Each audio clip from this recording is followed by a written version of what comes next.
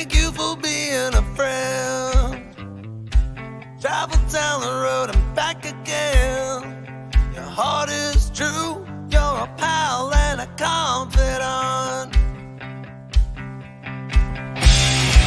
And if you threw a party, invited everyone you knew, you would see the biggest gift would be from me, and the card attached would say, thank you for being a friend.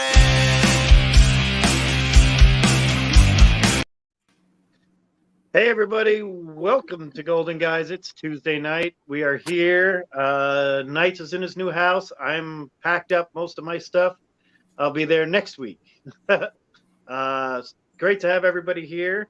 Before we get started, I want to just say I'm on my tablet, which is kind of weird for me because I don't really see well on it. And so if I don't shout out the chat, I will. I'll look at it, I promise. But we have a pretty cool topic tonight that I expect to see a lot of people yell at us, hate us, criticize us. At the same point in time, they'll probably agree with us on a few. But we have chosen a great topic for tonight, which we're going to get into in a little bit, about the best, in our opinion, the top covers of each of our favorite publishers. Not our favorite publishers, it's just some publishers. But we're limiting it to 7 publishers and 2 or 3 books. It's harder than we thought. I know we're gonna have some overlap. We didn't choose the publishers, but some of us chose some of the same ones. It's gonna happen. You're gonna see some redundancy, but we'll talk and into discussion, and we'll keep it going. I'm wondering, when I was doing it, I was wondering if we all pick the same ones, are those the most expensive books? Because they might be. No, I know for sure. Most of mine aren't. Nice home run. Sorry. And Lewis? 10-3 now. Is Lewis coming? I don't know. I sent him a message. Okay. I texted him. Come on, Lewis.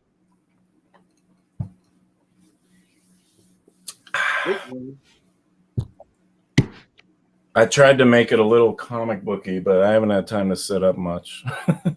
Yeah, it's cool. You got the 2 timelies and then Invaders poster. It's cool. But I didn't recognize you because the background and then the green the beanie the cap you have on, and I'm used to seeing no hat and then Japanese stereo shot. Yeah, we're looking for mango all over.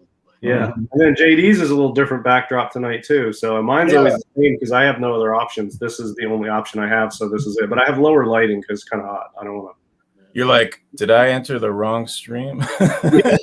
We're here. I got the hat on because it's freezing down here in my new place. It was cold when I moved. I started moving stuff in. I'm just waiting on the big move for me is Friday. But taking a break because Dude, moving sucks. So bad. I mean, moving several dozen boxes of comics is so aggravating. If only it was just comics. I know, yeah. Well, that's the hardest thing for me because my wife's packing up all the kids' stuff. So. How long have you been there, DS? Like 5 years. Maybe. This was basically we got a place together. You know, we were together for, I don't know, almost a year, and then we moved in. And it was right when we moved in is when I picked up my old comics from my parents' house because I was like, I have a place now. Let me bring some of the old stuff back here. And so basically I got into comics when we moved into this place. So, but I didn't have this room for a while, and we've sort of moved things around. At a certain point, I was able to convince her that what I'm doing is at a level that it requires its own room. Yeah. So then we moved things around so that I could have an entire room. Yeah, so it's a small room, but I'm eternally grateful to her for giving up the space because it's really a big sacrifice for her. But I really use it. Yeah, it's been good. So yeah, 5 years, 5 years, I think. Nice. Yeah, I was at my last place like 12 years. So, and that was, I think, the longest I've been anywhere in my whole life. Yeah. So we just packed the hell out of that house. And yeah. I think it's the longest I've been in a single place too. Yeah. Is your press in there too? Huh? Do your pressing and stuff in that room as well? Yep. You can see the press back there. Oh yeah. Okay. Cool. Oh, there you go. Yeah. There's the door, and you can see my books back there. That's it. 3 boxes. I mean, the boxes on the floor are empty. The brown ones are empty. The white ones, that's my PC. Nice. Oh, And then, of course, I've got this thing, which is just all my just random stuff. And you can't see because of the glare, but I have 4 books I display at any time, but the glare is not gonna. Anyway, it's a Mask 1, Dynamic 8, Zip 22, and Perfect Crime 23 are the current 4. So. All right, before we get into the discussion. What the hell are you at a hotel, JD? No, this is the living room. I just put the blinds down in my old place. I've been here. How's my daughter? I've been here 6 years here. Been in this neighborhood in the old market on downtown 10 years now, and I'm moving to the suburbia. Yeah, I went out there and met the neighbors, which is normal in an apartment, but you don't. Kind of a cool area. It's good, but I'll be back down here a lot because I'm hopefully opening up a comic shop. Nice. Awesome. Working on that right now. Working on finishing up leases in the location. But that means we'll all get free variant comics. Oh yeah, I won't be doing. Right. I'm not going to be doing new. I'm not doing new stuff. It's going to be much. Well, not right away. I'm going to focus on secondary and art, and with a couple of other people here in town that want to have one in the old market because we get a lot of people that come down here, and we're talking about high-end stuff. Yeah, I thought about, you think that's true, DS, or both of you? Like, if you had a comic shop and I don't even know how the distributors work now. I guess it's different. But like, if you did that, then can you just get all the variants you wanted, and as long as you order them copies? You got to order like the 1 in 10 variants. I think you got to order 10 of the regular to get that variant, and the 1 in 100 you got to order 100 of the regular to get the one. So this is why I always say that the publishers are not concerned with us. Their customers are not us. Their customers are comic shops, and they have set comic shops up to fail because they get us all excited about these rare variants, and then it sort of forces the shops to buy all these copies of the regular to get that variant because that's what everybody wants. And then they're stuck with all this backstock that's not worth anything. It's not sellable after a while. And so they have all this inventory they've sunk money into that they can't move. And, there's carrying costs for inventory like that. Space is a resource, so that takes up a lot of. So I think, I think that, and, Diamond's got a monopoly, which I think is changing. I mean, I'm not keeping up on it day to day. I'm not an expert in the Diamond and distribution system, but Diamond had a basically monopoly, so you had to go through them. And then Diamond doesn't care if damn boxes get damaged or stuff's packed wrong. Who else are you going to go to? So Diamond has a monopoly, and they're sort of killing the goose that lays the golden egg with the comic shops by just forcing them under because they can't keep up. And then it's us that are complaining when we have to pay more than cover price for a certain book that a shop has that's going on eBay for $50 and we want it for cover price, and they're struggling to survive. So, I mean, there's a lot of facets to it, but I would do what JD does. I've thought about opening up a shop and renting a space because I would just deal with old books. I wouldn't ever get any new stuff in. I would just do old stuff. And the level of books that I sell now, you sell a book for $5 or $10 grand, depending on how much profit's in there. That's enough to cover rent on a shop for, half the year or something, where I am anyway. I wouldn't have it. It's not very expensive to get a small spot here. We're looking at a spot here that's pretty much dead center of the town, and we really like this other spot. It was a lot more money rent, but they so I'd rather start small then, I guess, in the beginning, see how it goes with everything we have. But, in my opinion, the best thing about a brick and mortar location, I don't know, the hardest thing about if you want to sell comics, is finding collections, finding inventory of vintage comics. That's really tough. There's a lot of competition, and you don't get to it instantly. It's gone. It's really tough. And if, a lot of these dealers, their name is out there, they're well known, they have connections. It's tough to break into that and compete for some of those collections with some of these other guys that are out there. And if you have a brick and mortar, you get a lot of people that come to you that are in the area, because the first place people go is what's local comic shop, and let me go there or call them and see if they're buying. And then the other thing is online. They'll just Google it, and stuff like Heritage comes up, Reese's comes up, stuff like that. So if you have a brick and mortar, that's the best way to get inventory and collections, because you have people in the area will come to you. I was at a comic shop not long ago, and I was in there for like 45 minutes. While I was in there, the guy got 3 calls asking if he was buying collections, and he turned them all down because he asked a couple questions, sounded like they were all like 90s crap. You know what I mean? But I mean, 3 calls in an hour of people looking to see if he wanted to buy stuff. So that's the best thing about having a brick and mortar location, in my opinion. But I've never done it, so I could be wrong. But that's just what I think. That's one of my most hated. It's one of my most hated moments when someone comes in with a giant collection while you're browsing in the comic shop, and you're just like, "Oh God, like I could give you so much more money." Like, like, don't do it. And then like, if they don't do it, then you're like, how can I slip out of here so it kind of makes it seem, because you don't want to do anything in there because they get all. Although if you're friends, sometimes you can. Yeah, there's times I've been at shows where a guy so awkward. Well, that's the thing. You if you do sell a collection, go in with a price in your mind. Just don't say, what will you give me for this, because you're gonna lose. Go in with a price. I mean, there was a guy who came in, and I'm like, he's thinking, he was like, I'm thinking $300, and I'm like, I'm thinking $30. And he's like, oh, I figure, $3 a comic. I'm like, no. Because you don't have $3 worth of comics in the first 10 I grab, so forget about it. Yeah, and when I was thinking about it, like if I've thought about opening one up, and then how would I handle that situation? I would pay. There's not a lot of comic stores in my area. There's one, and they're typically not buying. I don't know why, but they just love backstock and inventory, and they don't care how much of it they sell, it seems like. So whatever.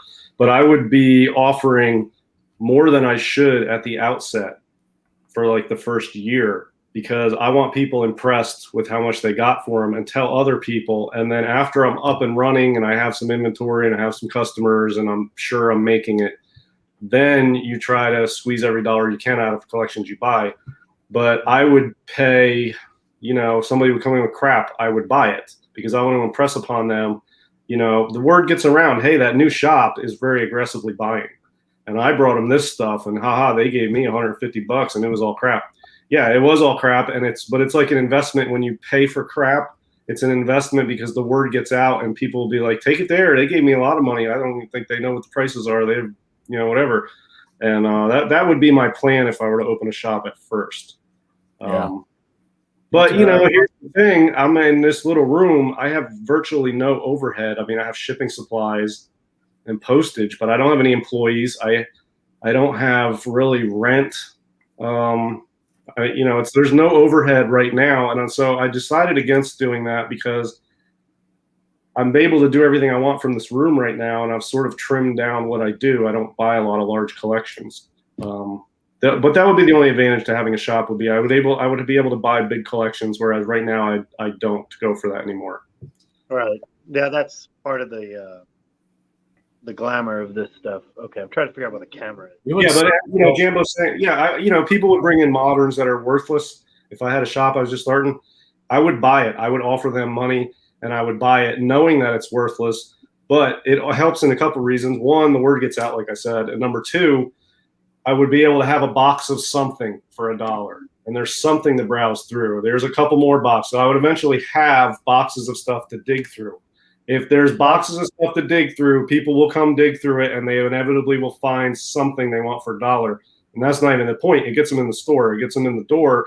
And then that X-Men 101 on the wall, maybe the guys, well, let me buy that while I'm here. So yeah, that's how I would do it to get started. Then once you're up and running, you got a reputation, you can, wheel and deal more appropriately. But I would be much more generous and aggressive buying if I opened a shop. But I don't know. It's something that goes through my head every couple months. I think I'm going to do it. And I actually looked at some office space late last year, middle of last year.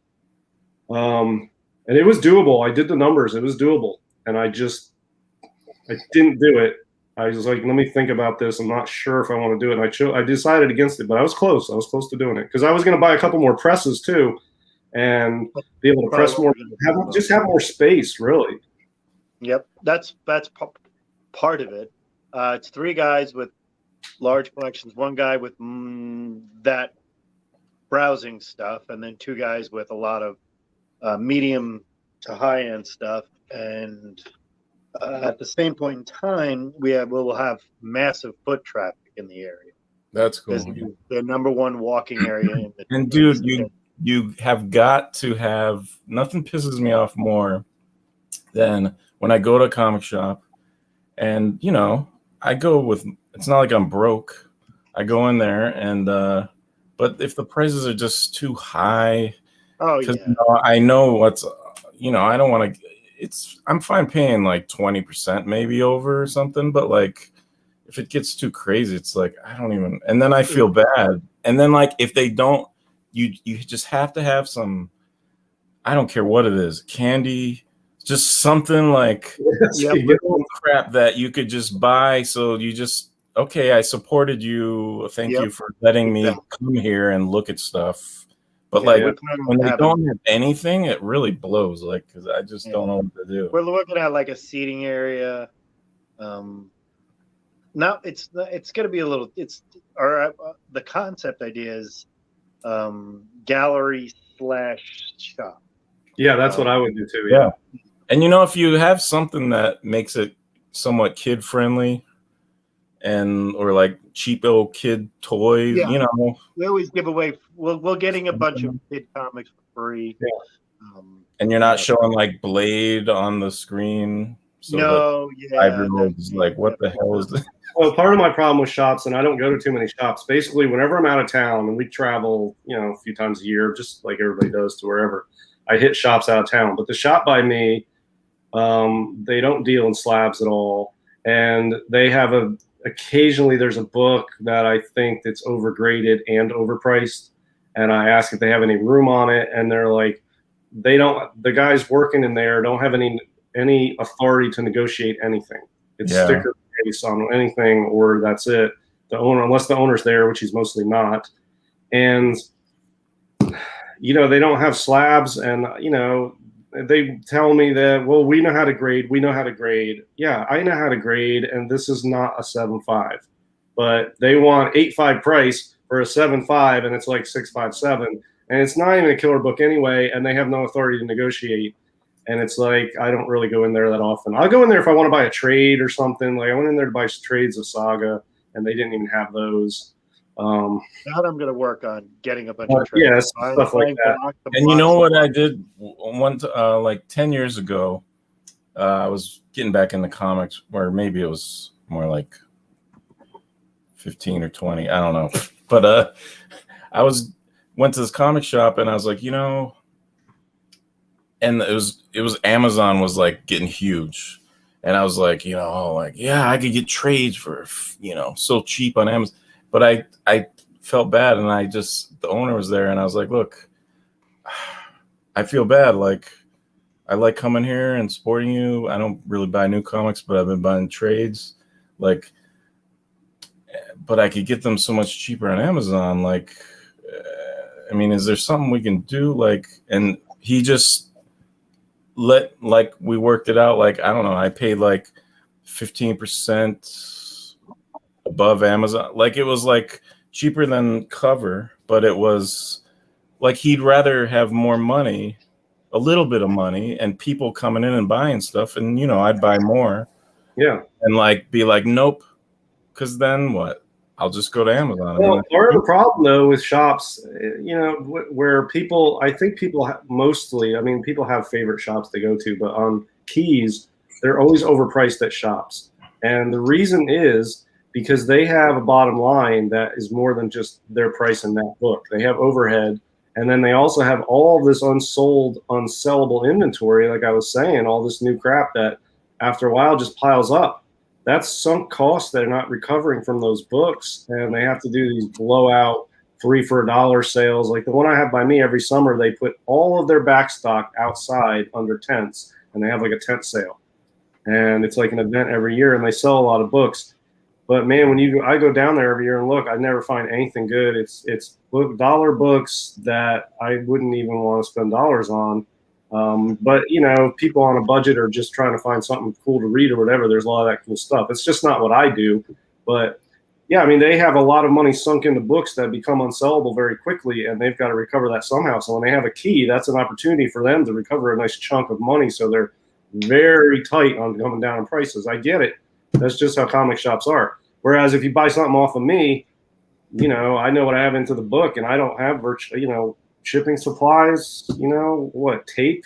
I mean, I don't have bags and boards. I mean, I don't have much to cover. I can do just boards, servers, that's 5 to 10% below GPA, and I'm good. Gemini, yeah, I use Geminis a lot. And Yeah, three sizes of boxes, and I use a stamps.com account. I usually offer free shipping. I count that in my cost, and so what I'm getting net is below GPA, but it's way higher than what I'm into the book for. So it's profit. It moves quick. People are happy, and I don't have to deal with any of the issues that LCSs deal with. So that's part of, this analysis is why I decided against doing it for now. But if I were to do it, it would be like JD saying, like gallery style, to have seating, a table and a couch and maybe a TV in there. And it would be like a cool, chill place to hang out with art on the wall that's for sale. Well, you'll be watching Golden Guys all the time in there. I mean, my shop wouldn't be a cheap place. There's not going to be dollar books unless I pick up a collection and that's what's left over. And, I'm not going to go through those and like eBay price. And if it's $1 to hit the key collector app top 10 is selling for 50. If I got it for $1 and you think you can score all these $50 books in my place for $1, have at it, buy them all, clear the freaking place out of dollar books. I hope you can make $50 off it. I'm not playing that game. Like that backstock, that's dollar books. When the key collector app or some other person, or they get spec and they go up, I'd be like, hell yeah, maybe I can move these dollar books now because people will eat them up now, and hopefully I can just move them volume out. That would be my philosophy, because you want to start pinching pennies, all you're doing is pissing people off, and then the stuff's going to sit there, and then the spec's going to be gone, and you're going to be stuck with the same unsellable crap.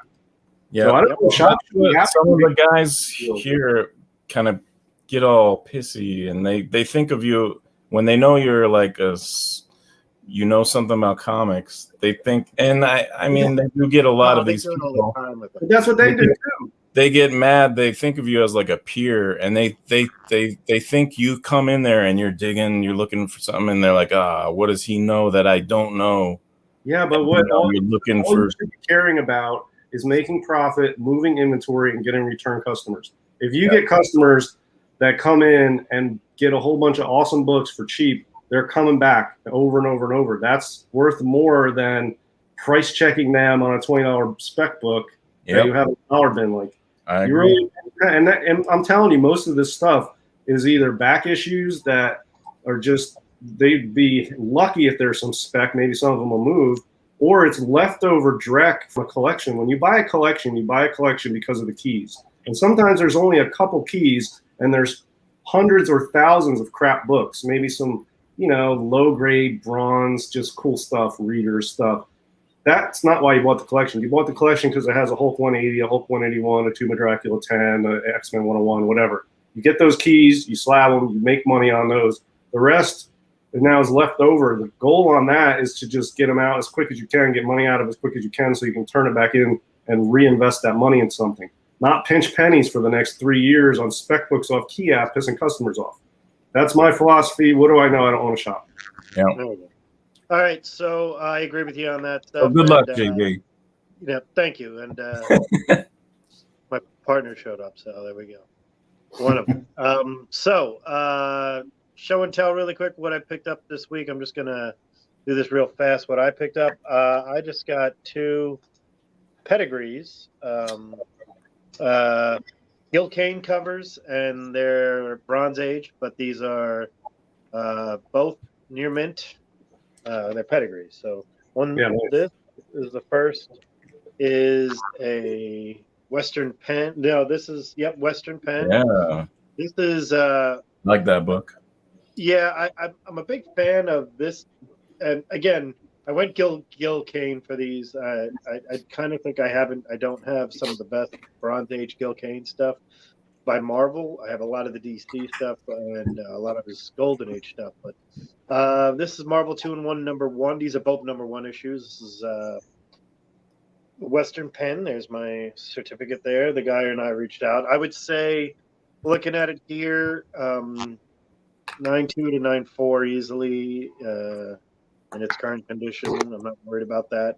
Again, I collect this pedigree for a reason. It is the brightest colors, the whitest paper, and that smell. I don't know how to explain it. It's like cedar almost. Really good, really great condition. And it's just, I mean, I'll be honest with you. It's one of those covers that is just stands out to me of the era.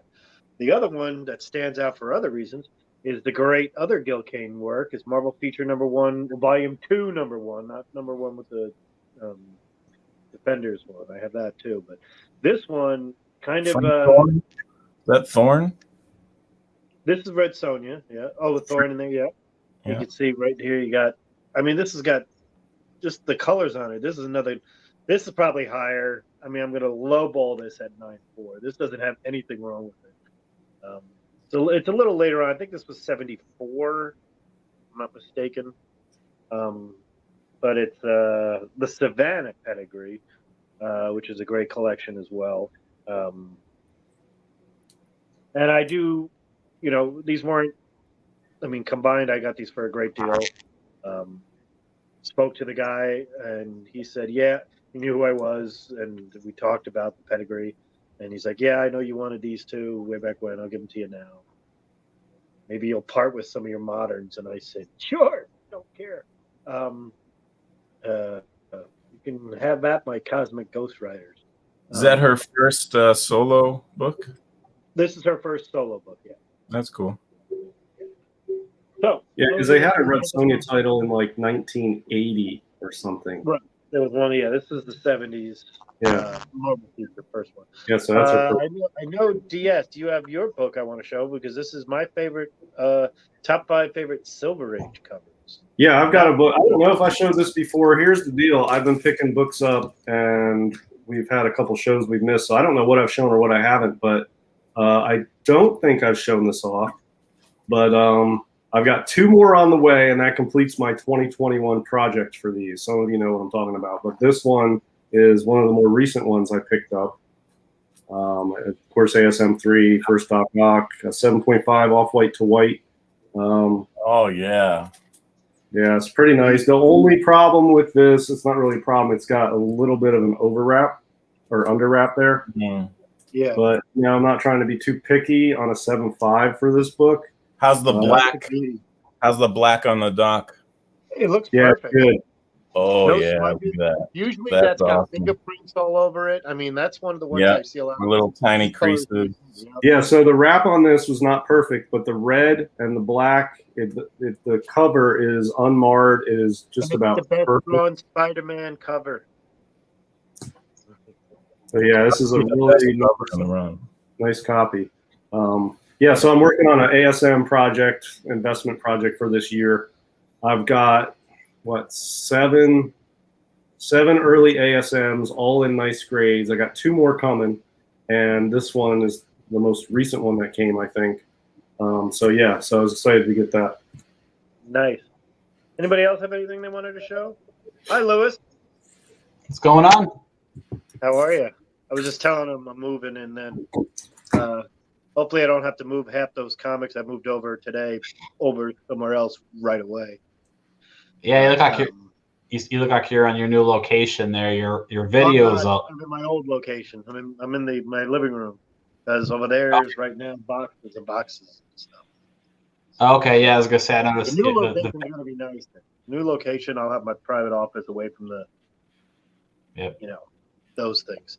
I got you. Yep. Sorry for being a little bit behind. I'll have to be honest. I'll have to get in the routine. I was just doing some things, and I was like, oh man, almost forgot. So, well, not almost. I forgot. So, I do have a few things that I've both bid on, as well as. Well, I haven't received anything. I assume they should be in here by next week, I would think. So, I've picked up things that probably aren't necessarily, they're not really comics, like some posters and some horror themed memorabilia. But I do have some comics coming in that I did purchase. So hopefully next week I'll have some items to bring up here. So I was gonna say, I don't know if it's the venue from all my horror masks that I've got going now, but I could show you one thing that I got. We don't mind it. Go ahead, show it. Let's bring you on. Might have some glare, but it's rare. Oh, yeah. The Empire. Oh, Japanese nice. poster. that's cool. Yeah. That's a Not beauty. too hard to get, but it's kind of tough. Yeah. Yeah. I almost picked up a few. That's why I do like those. Actually, I've had a very early James Bond Diamonds Are Forever original Italian poster, and I don't know what happened to it. I'll be honest with you. I think my ex. The story of this one is this artist, he did a piece for a Japanese book, sci-fi book, Star Wars, and he did like a little mini poster in there. And George Lucas saw it and liked it so much that he offered him to do the official like International Empire movie poster, this one. So then the guy like got huge. But I thought that was really cool. Nice. Keep showing. Yeah, anyways. So Yeah, Star Wars poster. I look at the movie posters on Heritage pretty regularly, but I don't really buy any. The prices on those are always low until the last day, unlike the comics that steadily come up. So I always think, I can get this Star Wars poster. It's only at $40, and then it ends up being $700 or $1,200. But I watched movie posters, and I saw some foreign Star Wars ones. I thought, I can maybe pick one up cheap, and they weren't cheap. So I think they're collectible no matter what country they're from. That's some cool stuff. Yeah, there was it's like 3 years ago. That was like on a movie. To your point, there was it was a Dracula. It was like a first print, one of the Dracula covers, the original Dracula movie that came out. The Bela Lugosi and everything. Oh yeah, that's classic. Anyhow, so to your point, it was like up on the last day, the bid was like maybe like $1,200 or something like that. Then it went from like $1,200 and ended up closing at like $112,000 or something. So Yeah, it's weird on the movie posters. It doesn't seem like it's slow all week and then it jacks up on the last day. Now we think comics do that, but on Heritage it slowly gains throughout the week. I feel like the movie posters aren't doing that, but I still like looking at them. I have a Tron poster that I bought off Heritage because I like that movie, and I got that for like $30. So that's the only one. I don't have room for those anyway. I don't have money to collect other stuff. You need to get one of these, yes? Yeah, let me buy that one off you. I'll tell you. I gave up on it, and I'll tell you why. I bid on a 6.0 in Comic Link last month. And as you can imagine, that's not a cheap book in 6.0 off white to white.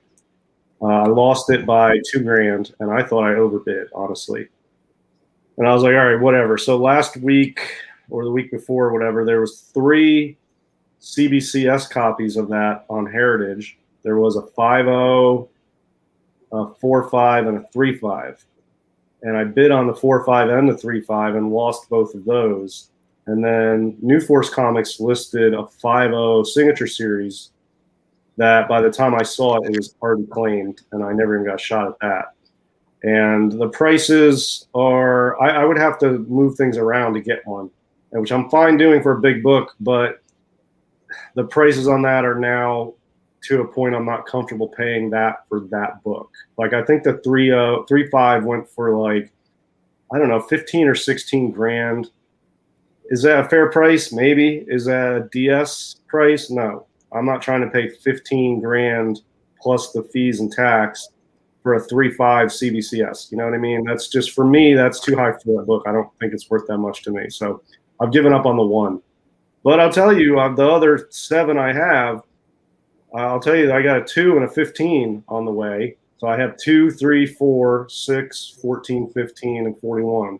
All nice grades. The lowest grade is a 6.0, and most of them are 7.5s. So yeah, I'm done with my ASM project for the year, and I'm not going to have a 1, and that's fine. So You were talking about this, your appreciation for this book on IG, so I was going to show that too. yeah, that book is better than the TTA 27 because the TTA 27, yes, it's Ant-Man, but it's almost like a prototype, sort of. This is like the Ant-Man in costume, the Ant-Man we know and love on the cover in this book.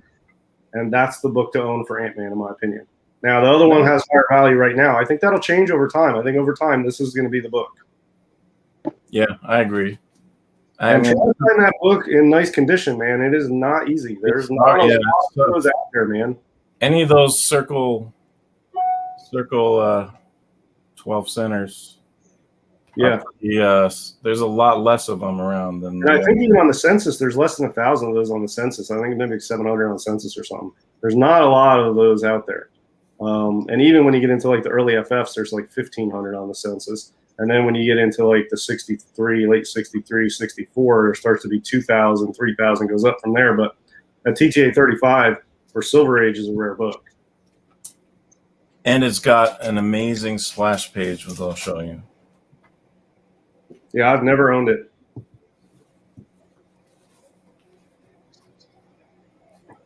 Nice. I think JD's frozen. Oh, yeah. Sorry about that. Hang on. It's a great Kirby page. Yeah, that is a good splash. Awesome. And Knights, I didn't realize you had the Silver Age as well over there. So We just love comics. We can't help it. do you have a story when where you picked up your ASM one? Is there a story there? Usually, like, cool thing about the hobby is sometimes there's a story behind the book. So I don't know if that one has a story. Yeah, this one, let's see. I did a kind of half cash, half trade. I bought this right around when everyone was going crazy for Amazing Fantasy 15, and I started. For some reason, I didn't really care about it that much, and sometimes I like the cover, sometimes I don't. But for whatever reason, I started to like. I was into Golden Age more at that time, and everyone was going crazy over Batman 1, and I didn't really get it. But I was starting to understand, like, oh, if the name of the hero's on the cover, there's a certain coolness to that. Yeah. And so I started to want this one, and it was like, it was like 3 times cheaper than AF-15. And I was at a con, and I had brought, it was like my super backup. I brought a bunch of like baseball cards, graded old baseball cards. And this one dealer, Jamie Graham, he was like, "What? Wait, what is that? What was that?" Like he saw it in my bag or something. I don't even know why I brought that, but he was like, "Yeah, dude, I love sports stuff, so bring me more of that." And yeah, he gave me like really good deal towards that Spider-Man. Nice. So, it's not an amazing story, really, but whatever. No, I still think like a lot of books out there, there's usually a story behind it. How one it was obtained and so forth. So They're tough though. I'd say if you're getting one, I'd say try to get it at a con because a lot of them look pretty crappy and gray. Like it's hard to get one with, and even this one, like I had debates with Jamie Graham. I was like, I don't know, like the red, I don't know, it seems a little faded. He's like, no, like Spider-Man #1, like it's just gray and crap, like no matter what. So I don't know. It's definitely not as red as. Well, I guess that's kind of about the same. I guess. I like that one. Yeah. Yep. It's a little red on the Astonish, I think. All right. So tonight's topic, like we said, is very difficult. We It's how to open up a comic shop and Silver Age books. Yeah, but we're going to go over Golden Age comic covers by publisher, our top 2 or 3. Very hard to do. So let's start off with some of the big boys right off the bat. And since we're on the discussion of we just saw some Marvel and everything else, let's go to Timely first. If you have it, it's kind of like Boggle. Just tell us your top 3, and we'll let Knights go last because he's the best. Lewis, did you want to share one of your favorite? I mean, I think after last or 2 weeks ago, you all know what my favorite Timely cover is. It's Marvel Mystery 9. That's my number 1. So I'll go with that. I was gonna say, yeah. I'd have to give it consideration or whatever. Let me think it through. I'll tell you what. I'll let Knight start this since he is the Timely guy. I've got. Did anyone else pick Timelies? What's that? Did anyone else pick Timelies? I thought we were only picking publishers we liked, so I didn't pick Oh. No, I didn't even pick any Timelies because I picked publishers of stuff that I go after that I like. I mean, I like Timelies, but I didn't even pick Timelies. Me and JD probably have the same favorite. I also like All Select One. Actually, really grown on me. But yeah, I'm not a huge Timely guy, so I didn't pick Timely as one of my publishers. So I figured Knights could just show us the best Timelies, and whatever he picks are also going to be.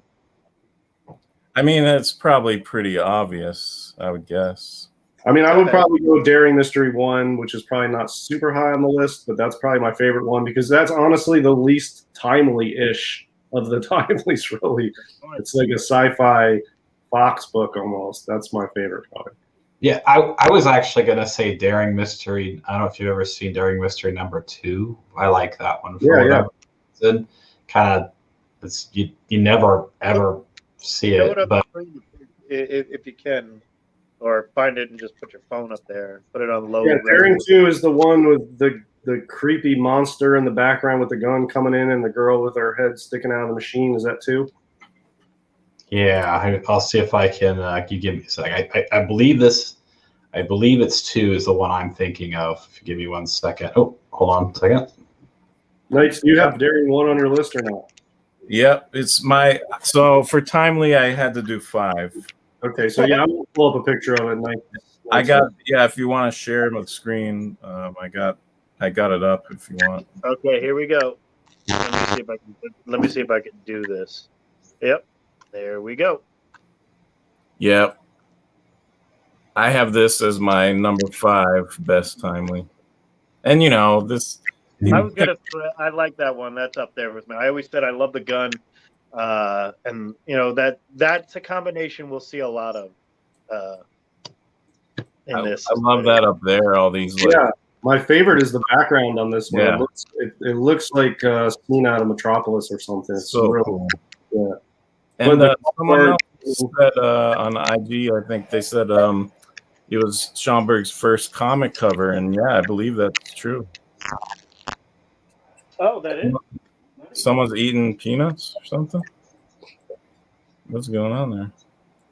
And then number 4. Oh wow! I know that was a little tough, but I tried to. Let me try to get this damn thing fixed. I tried to. I don't know. It might change every day.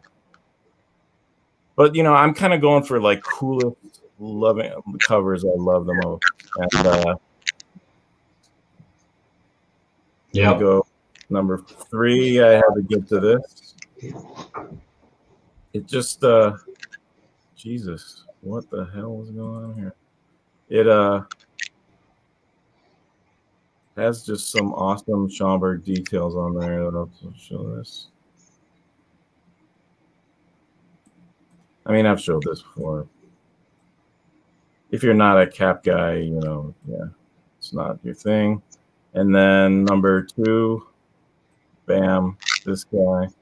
Yeah, that's pretty high on my list. I like that one a lot. It's really grown on me since everybody says it's so great. I've been looking at it more and more, and every time I look at it, I like it more and more. And then number 1, maybe because of the subby news, but I just love this one. And as I was going through the other publishers, I was really gravitating towards a lot of there's a lot of crackling. Is that me? Or is that someone else? Sound. I was loving a lot of the books that had like Golden Age really has this great thing about showing a moment like right before something big is going to happen. And this is definitely one of those, where it's like 2 seconds later, Torch is going to get smashed with that thing. Yeah, that is by far my favorite. Not by far, but I did put Daring on my list. And I put a Cap on there. I put Cap 21. I don't know. I can't read my handwriting there. I went through a bunch of Cap. I wanted to try to jump titles a little bit too. Yeah, I'll show you one of my favorite. Let me just pull it up. This one is not worth that much, but it's one of my favorites. I just remembered it. Let me see.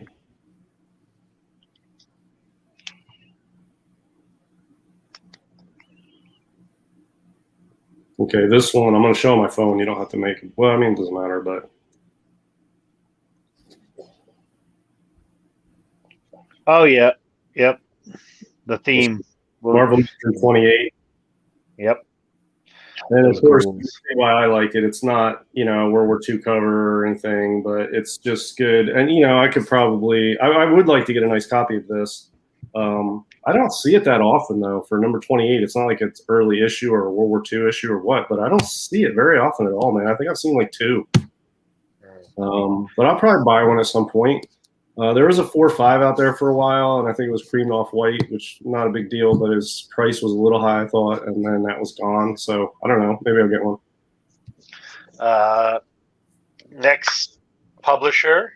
Well, why don't you let people pick theirs? Pick okay. one. Lewis, what do you got, Lewis? Hang on. Oh, he's got Daring too. Okay. He always looks like the creeper to me. Your phone went out, Lewis. You got to turn the resolution down and the timer off. There you go. Looks good. Yep, that's a good one. The yellow of the guy always makes me think of the creeper, that DC character. Yeah. I always like the cover because there's like little skulls on things in the background, and probably that one and actually the USA number 1. Oh yeah, it's a good, great, it's a good one. Yep. Do we want to jump to DC? Get that out of the way. Yeah, we could do that. Yeah. Okay. All right. My 3, Tech 31, Adventure 42, the Sandman cover. And I there are other ones I really like, but I'm not going to put them ahead of Action 13. Oh, yes. Action 13 is up there with Tech 31 with me, even though it's a Superman cover. The big thing I wanted to – there's so many DC titles during the Golden Age. There's so many to choose from, but none of them will beat those 3 as far as when I see them, stops me dead in my tracks. Always Action 13, my favorite Superman cover. I'm sure I'm not shocking anybody with Tech 31. That's Action 13 right there. It's the locomotive. It's the train.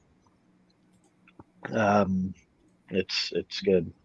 Yeah, that's a classic one. I like train covers. I mean, I'm not going to go nuts and collect train covers, but I don't have any.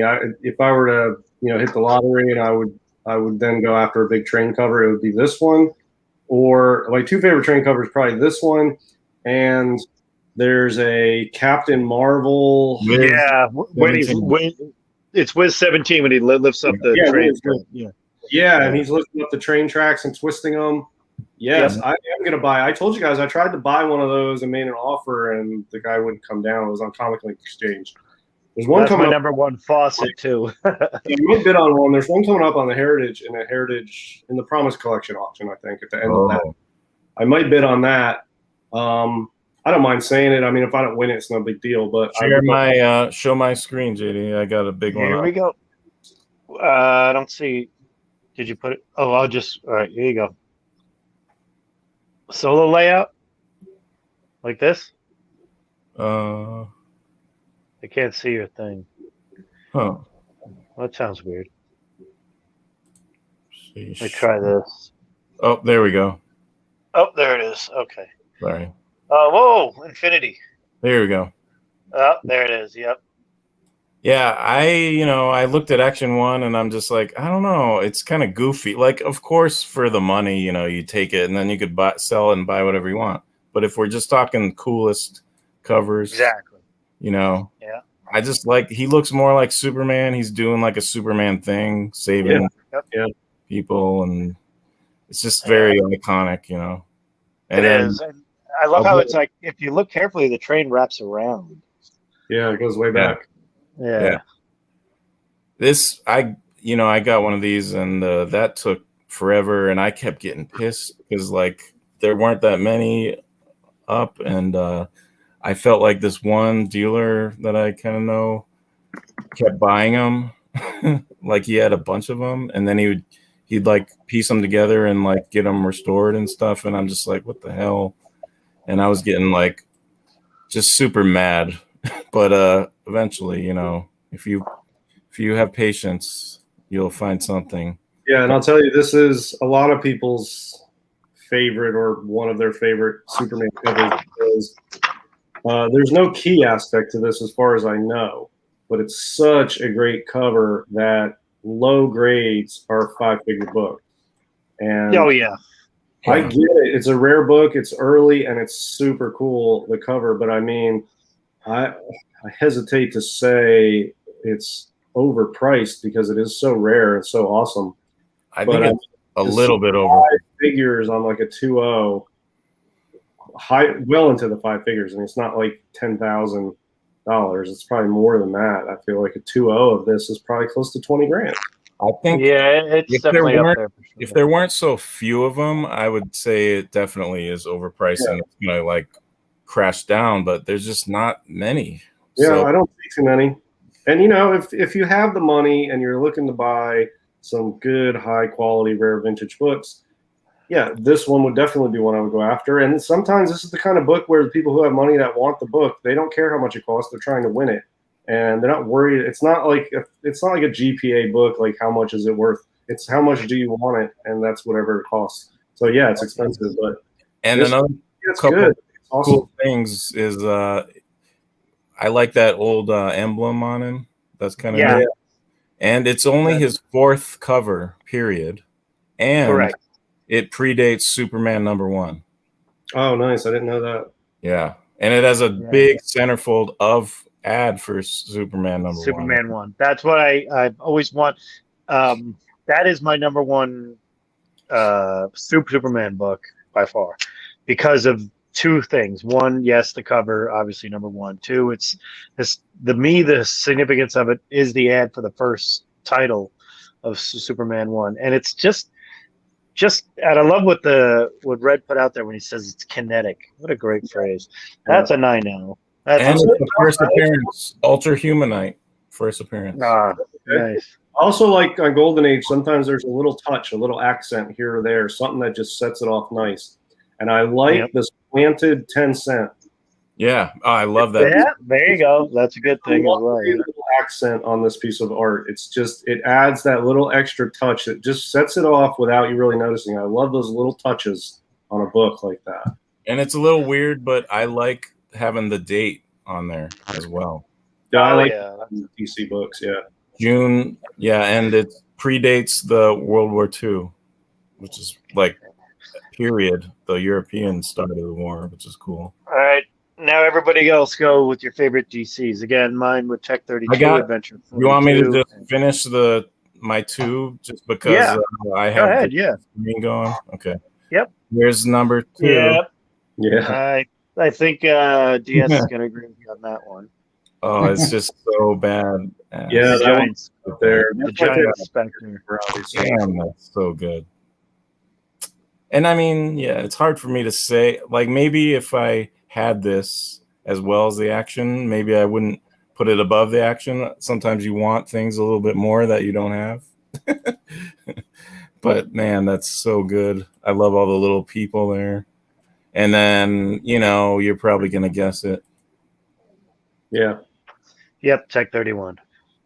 I mean, So it's two so- out of 3 of ours were the same. That's pretty good. Yeah. I mean, that's my top DC book. I didn't even bother to take a picture of it because I figure that's it. And look at this. Yeah. Yeah. A few months after that action. Yeah, and there's the start of the war on this one, basically September. Yep. Classic cover. So if you really want to get into a World War II discussion, if it's a global war, it really started in 1937 because that's when Japan invaded China. Oh, But yeah. Right. Overlooked. I don't know why. I think if it was just a European war, that's fine. But when Japan dragged the United States in, and then Germany declares war on the United States too, now you got a global war. So now you got to go back to when is one of the first of those invading another country, and it's Japan invading China in 1937. I never know why. It's sort of like the TTA 35. That's better, but it's not getting the credit. That's sort of like that point in history doesn't get the credit for the start of the war. It's always the invasion of Poland in 1939. But a little pet peeve about World War II history for me.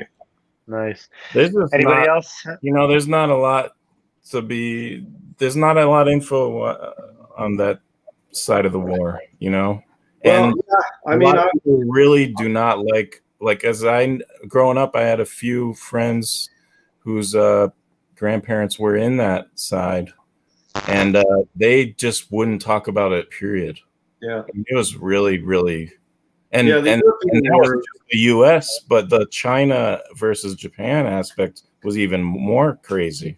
Yeah. Mhm. I mean, there's 2 areas of the war that I study when I just do it for fun. But, even when the war was going on, it was Germany first, Europe, Germany first. That was like the mantra back then that especially Churchill wanted and the French when America joined to focus on Germany first.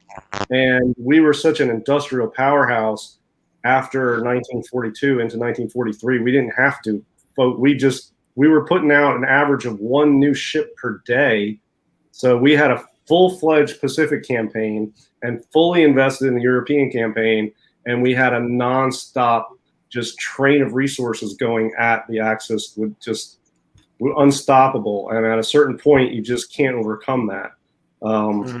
But yeah, my favorite part is Pacific theater. It's so sprawling. It goes from the Aleutian Islands in Alaska all the way down the South Pacific. They almost got to Australia. Japan Literally. And they didn't quite get to it. I studied the Pacific, and just the battles back then, where you'd have to send out scout planes off carriers to look and find the enemy. It was like literally like a game of Battleship when you play as a kid. And it's just this sprawling, hunting, searching war out there, peppered with, ground battles, an island hopping campaign. It's so dynamic. And then, so that really gets me more interested than the European campaign, which is much more conventional. There really weren't a lot of firsts in naval battles were dealing with Japan and the Pacific theater in World War II. Everybody gets overshadowed. I mean, you could always bring up, the Allied, we just passed D-Day, and everybody says, oh, the first, I said, actually, Guadalcanal was 1942. And that was the first amphibious assault by the U.S. was Guadalcanal, the first. Well, I think Tarawa was before D-Day. I mean, there's a bunch that were before D-Day in the Pacific. Brutal battles, too. So, anybody else have any other DCs they want to throw up there? Tell us your DCs. Yeah, I got a DC. I'll share my screen. Okay. Here we So go. Tech 31 is my first. Let me see if I can Yeah. see your screen. There it is. DS. There we go. That's the one I was talking about earlier. So Tech yeah, this 18. is my favorite. I mean, Tech 31 is number 1, and then this is number 2 for DC. I like that Spectre one, but I think I like this one even better, honestly. I was talking to somebody 2 days ago about this book, and I said it's the when I was going through my list of DC, I'm like, I don't know if I could put it above Adventure 42, but it's literally right there as far as, and I love 3 things about this cover is just honestly, it's got the dark GA, which is right there, but is that it's got the hero of the? I mean, is that a villain or the hero in this? It's Fu Manchu. It's the mysterious Fu Manchu. I don't know. But is kind of a bad just guy? a character. I don't know much about him. I mean, I really don't know. For me, I'm very shallow. I just like the cover art. I can't recall seeing any book like this where it's just only centralized on, like, you know, the Asian character only. I can't think of any other Golden Age cover like that. I can't think of any.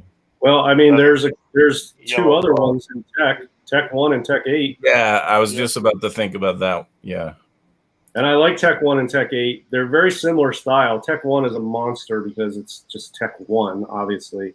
But the cover is cool and iconic and very simple. And then Tech 8 is very similar to Tech 1. It just has that single figure with the beaming light coming out of the box, illuminating the Asian figure. But this one, you can almost feel how it is to be in that room. You can almost smell what it's like. Is that Fleshel? Flessel, yeah, that's correct, Flessel. And he's got like this netted thing on the top with some liquid bottle jar in there.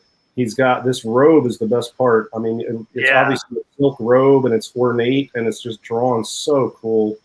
And then, you know, the smoke coming off. He added different colors into the smoke. It's got some yellow and some pink and some gray and some blue and then green. The color of the smoke just in the middle of that. This window with this beam here. What's the date on that? This is 38. August of 38. Yeah. I mean, the detail in this and the feeling of it, it's a gallery painting. It really is. So, yeah, that and Tech 31. Tech 31 is just ultra dark and just awesome. This is my second favorite. Just let you know, there's the script is by, and it should say it on the, it should be there. There's a script in there by Siegel and Schuster as well. Yeah. So, I mean, that's almost a company with a Gardner Fox in there as well. And, you know, Joe Schuster did some art inside with Jerry Siegel. So you got the Superman connection. But the big thing is that cover is just was so debatable with me, but I had to throw the Sandman Adventure 42 in there. Yeah, and I wish I had better resolution. I should have signed into Heritage to get the high-res image. But I've looked at high-res images. I'll just stare at them. But go look at a high-res image and then zoom in and look at the robe. It's just so ornate and shiny. I think silk's a tough thing probably to draw. And I bet you'll be able to get one of those. I mean, there's a 6.5 on eBay. It's been there for years, and it's really not an outrageous price. I just keep looking at it and thinking, do I want to go after it for that price? It's probably worth it. Honestly, it's like a 6.5, and it's like there's 21 on the census in Blue Label, a total of 29. There are 8 restored, but they are it's cool for sure. Any others? That's the only DC ones. I actually forgot about the Spectre one, which I didn't forget. I forgot when we were doing this that one will be on the list, but that would be on my list. That would probably be after Tech 31 and Tech 18, though. I probably would come up with another one ahead of it. I think Adventure 27 would probably be ahead of it. That one on eBay is pretty nice, but I feel like he's kind of pushing the price a little bit. Well, I mean, It's a little too niche, you know. yeah, but then you know what happens? A 6.0 comes up on Heritage and sells for 28, and then this one's gone. That's what happens with these books. Every freaking time, you know it. Like it sits out there, nobody wants to buy it, and then one comes up on an auction that's almost as good and goes for double, and then that one disappears instantly. That's what happens with these books. So Yeah, it does have white pages. That's pretty crazy. yeah, dude. Yeah, I was gonna say that's a pretty good 6.5. To be honest with you, I'd probably. So I mean, it's on my list, but look, I don't have like stacks of money sitting on this table where 15 grand's a massive. It's Best offer, so you know, you never know. Offer doesn't mean 10 or 12 though. $7. Best offer Cover means price. 13 is probably what that means on that book, if that even, but whatever. Yeah. I don't know. So anyway, yeah, that's my DC. Okay. Yeah, that's it. Yeah, Louis, do you want to add one? my DCs. I don't have a ton, but I can tell you most of all the ones I do like are the earlier actions and the earlier adventures. So I think I don't have the pictures in front of me, but there's a detective for whatever the reason. I think it's Detective 24. It basically has like these guys kind of like in a basement tying somebody up, look like a printing press. I always like that one. Never seen it for sale, but it's cool. And then there's like I think it's I could probably find it on my phone. I think it's with the girl tied up, the red cover. Yeah, I've never seen it. That's a Fred Gardner. Yeah, I like all of those original. And then the one action comic I kind of dig. Not that I don't like 13. I think they're all cool, but it's it has a plane. I think it's Action 10. Basically, where he's punching the plane. Yeah. Oh, when he hits it, yeah. Yep. I dig that one. That's pretty good. Yep. And then I like that's hard. Yep. That's a very tough one. All right. Yep. Now, one of you guys got to choose a publisher. I could go with one that maybe no one else picks. Let's see. Did All you right. go ahead? That's what I tried to do too, but I think Lou is probably the same ones as me. That's what I want to say. Well, actually, I picked Harvey. Yeah, I didn't do okay. I didn't do Harvey. I didn't do Harvey. All right. All right. So- I will share my thing. Here we go. These are the top three. I tried to, and then we'll pick some that I don't usually talk about. So Well, I know what my top 3 Harveys are, so we can just go ahead and do it. here we go. Yeah. Front page. Yeah. Is that a Harvey? Yeah. Yeah. I didn't even know that. Damn. It just is. I don't know. It's not kind of my thing, but I just really thought it was a very cool cover. Yeah, it's real cool. Especially it's pretty old too. 45 and first appearance of Man in Black, whatever that is. Yeah, Will Smith's character. Very cool. That's real cool. It's simple and elegant and dark, and it's cemetery at night with the shadows of the tree. The shadows of the trees, like on the left side of that, is what I really like the most about it, because it's like the moonlight, and you can see. And it's not just like a tree shadow; it's intricate branches shadowing down in that little slim part. Really is a nice touch on that book. Yeah. Who is this artist? Let's see. It says what? Bob Joe- Powell. Oh, Bob Powell, yeah. Oh, Joe Cooper did the Bob. Who's that? It says Bob Bob Fujitani cover. Yeah, I have Okay. a Fujitani cover on a different publisher on my list here tonight. Nice. But yeah, that's cool. I never noticed this, that the body's down in there. That's pretty Yeah. cool. Yeah. That Yeah, I hand think is this great. book is on my list, but it's not super high on my list. But it's erroneously called the first horror cover in comics, and it's not. I mean, Eerie. no, this predates Eerie. As a comic book cover, this is definitely a horror cover. But if you want a non-superhero horror cover, which everybody's like, well, that's a superhero, that doesn't count. Like on R Flag 5, that's definitely a horror cover, but it's got superheroes, so people don't want to count it. Punch 12 is January of 45. That's not a horror cover. That's a crime cover. Okay. Yeah. Then you also have Japanese. Punch 11's got a floating skeleton attacking people. on Punch 11. So I think there's other, and then you can go back to all the early Fox books like Wonder Worlds and some of the Mystery Men are horror. But if they have a superhero, it doesn't count apparently. So I don't know. There's an argument to be made, and the Dynamic 8. People don't think that's a hardcover sometimes. That is 1944. That predates this as well. That's got a guy with his skull cap missing and skulls in his eyes holding a candle with a skull on it, and his brain is exposed.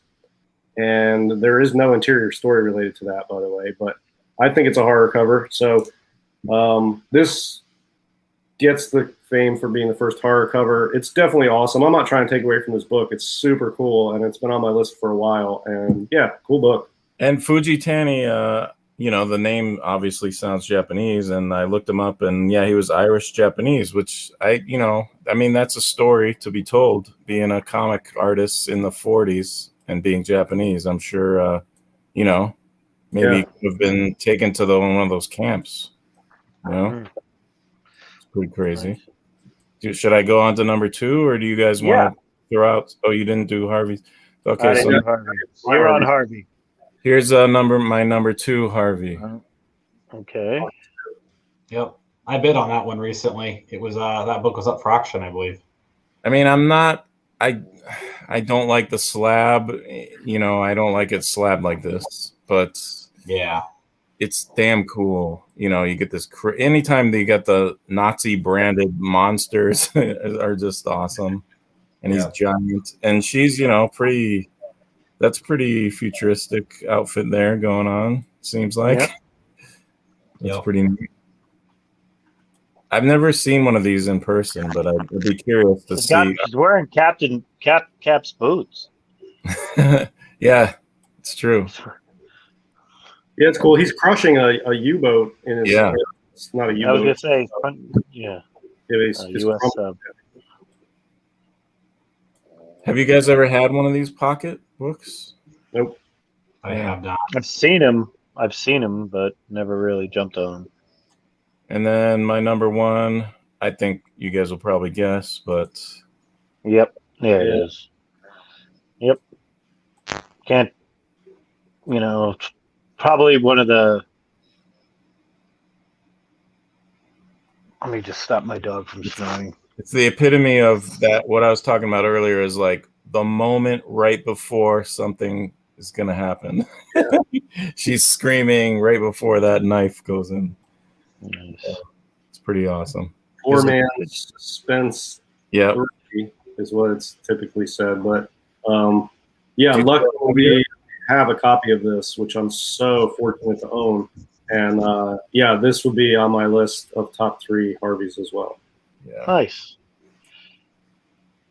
Okay. What is the guy's name? Number 1 because I own it, so I'm biased. What is this a main guy's name? I don't know. Oh. It's probably on the cover, isn't it? No. Shock Gibson. I don't think it's him. No, that's not Shock Gibson. Shock Gibson's like Steve Sterling.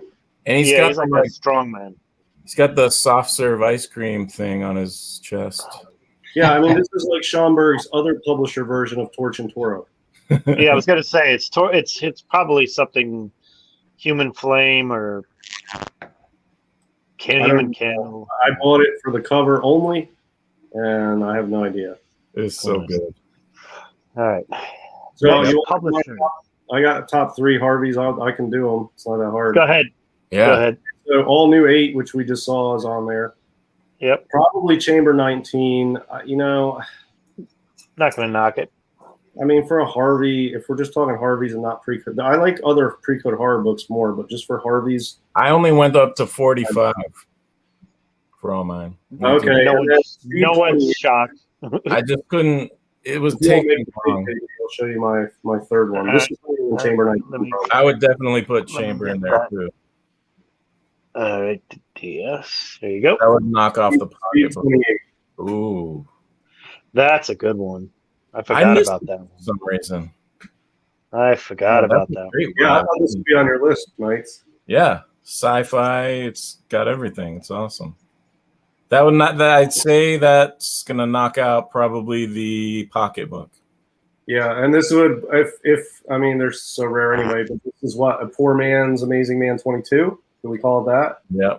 Yeah, I was gonna say you could compare it to Amazing Man, but I do like this one for multiple reasons. I forgot about that book completely. I didn't really do Harvey because I just saw. I only chose a few. I mean, you saw. You'll probably guess which next three I had, but one of them I know for sure. We already talked about two of the books, but have you ever looked? Have you ever seen? I was gonna say, I'm with you. Or Speed, my favorite. Actually, have you ever seen Speed 18, which is a ghosty ghost of a book? Yes, we looked at that. Yeah, that's one that I believe. Was that the one that even the Gerbers didn't have the cover?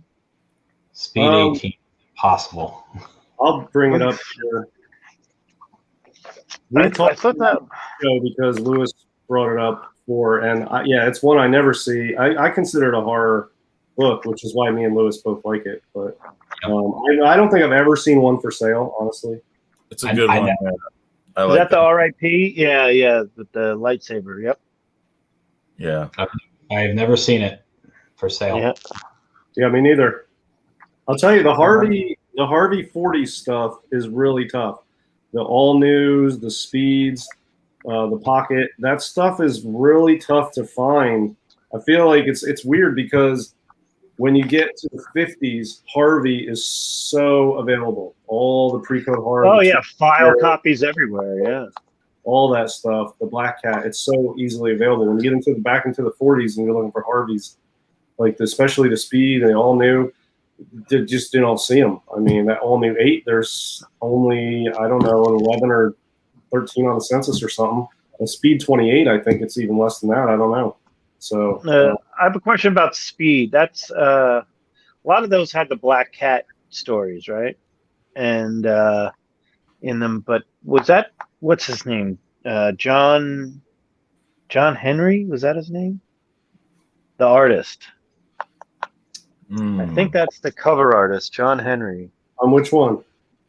That Speed. He 28? did most of the speeds. No, 18. I thought you were doing. Oh, he did a lot of the speeds in the teens. I know that. 18's a Simon and Kirby cover, which is pretty awesome because it's like they barely ever do horror stuff like that. Well, I'll tell you how rare this is. Back in 2006, there was a raw 9.0 of Speed 18 on Heritage in 2006, almost 20 years or 15 years ago, and it sold for $2,400.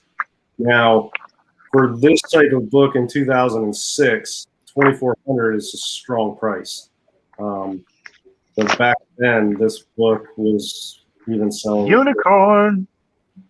But then it looks like there's two. In 2016, somebody got a Speed 18 and 44 for $382 5 years ago. And what does it say here? 18 fair, half of back cover torn off, and 44 in good plus. And yeah, but I mean, the front cover looks good. There's a chunk. Is that really Simon and Kirby? Yeah. I had no clue. I always thought that was. I mean, I knew they did the earlier ones, but I didn't think they did the ones post like the Black Cat stuff. It's pretty weird. Yeah. Speed 14 is interesting that's too. That's Simon Kirby, but that's definitely them. Yeah. Yeah, I always thought it was the other guy, John Henry. Okay. Harvey's done. Let me go with MLJ next. Oh yeah. So my MLJs, it's gonna be, which I feel like is MLJ is kind of like the partner. Like if you pick two of the covers that the publishers that go together, it's Harvey's and MLJ's. In my right. I figure I got to follow that. Perfect. Yeah. So my number 3, and I didn't want to do 2 of the same title. That's the hardest part. So my number 3 is going to be this one, which is Zip Comics. Yeah. All right, Yeah. I like this, and I'm sorry it's not a good picture right there, but if you look carefully, there's a girl hanging down Yeah. upside down. There's a guy inside of a robot. The robot's there. It's Steel Sterling himself. I And almost I picked just that one. absolutely love this that's my Bureau. number 3. Bureau, right? Yep, Charles Biro. Bureau. Yep. Yep. Now, my number 2 kind of is going to hit on a lot of the same stuff we talked about why we like some of the other ones. It is Hangman number 3. That's I my think this number is the 3. best. Yep, this is Hangman 3. This has everything from the Nazi swastika thing, creepy dude with the ghouls. You've got a Japanese Asian influence. You have the Luger gun right there. You have the hero just about to do the impact right there. You've got some kind of alien in a vat to the on the right side of the cover. On the left side, you have a girl who's shocked right there, and you've got another girl sitting there with her hair in the vat. This is the complete package. My number 2 favorite, and the only reason it's not number 1 is because of what's next. And I mean, come on, we're not going to deny that this is not. Pep 7 of all the Peps, and the reason why I call this one the best is you've got ghouls, everything, hooded men, guns firing ablazing, everything there, and a good girl villain, good girl art villain girl, which is something you didn't see a lot of. And if you look carefully on there, that is not a good girl, that is a bad girl, and she's green and ghoulish and in seductive gear. This is early. I think this is my favorite. This is my favorite MLJ cover right there. You got it's the Triple Crown, and the details on the face are just on everybody there. It's all there. No two faces are alike. No two images are the same. No eyes, no mouths. Everything. Vice versa. You've got guns ablazing. Those are my big 3 again. Those right there. And he's got a shield on his chest. Yep, and it's the shield. Yep, and 3 different characters, and you've got kind of a conglomerate of things going on there. But those are my. I see her as though being. I thought she was strung up. No, the only ones I have bondage here, and bondage here, and she is free and clear. It looks like to me because it looks to me as if she could be a good girl, but she looks like a bad girl to me. She's green, and she's a bad girl. She's not blonde. Remember, there's a blonde in danger, blonde in danger, and the evil gray-haired brunette ladies right there. So those are my 3 favorite MLJs. I got 2 MLJs, and I didn't go through. Look, there's a lot of MLJs that I've never even seen come up, and so I'm just picking 2 off the top of my head. I know what my favorite one is. And I will share my screen. Okay. Let's see. Where is it?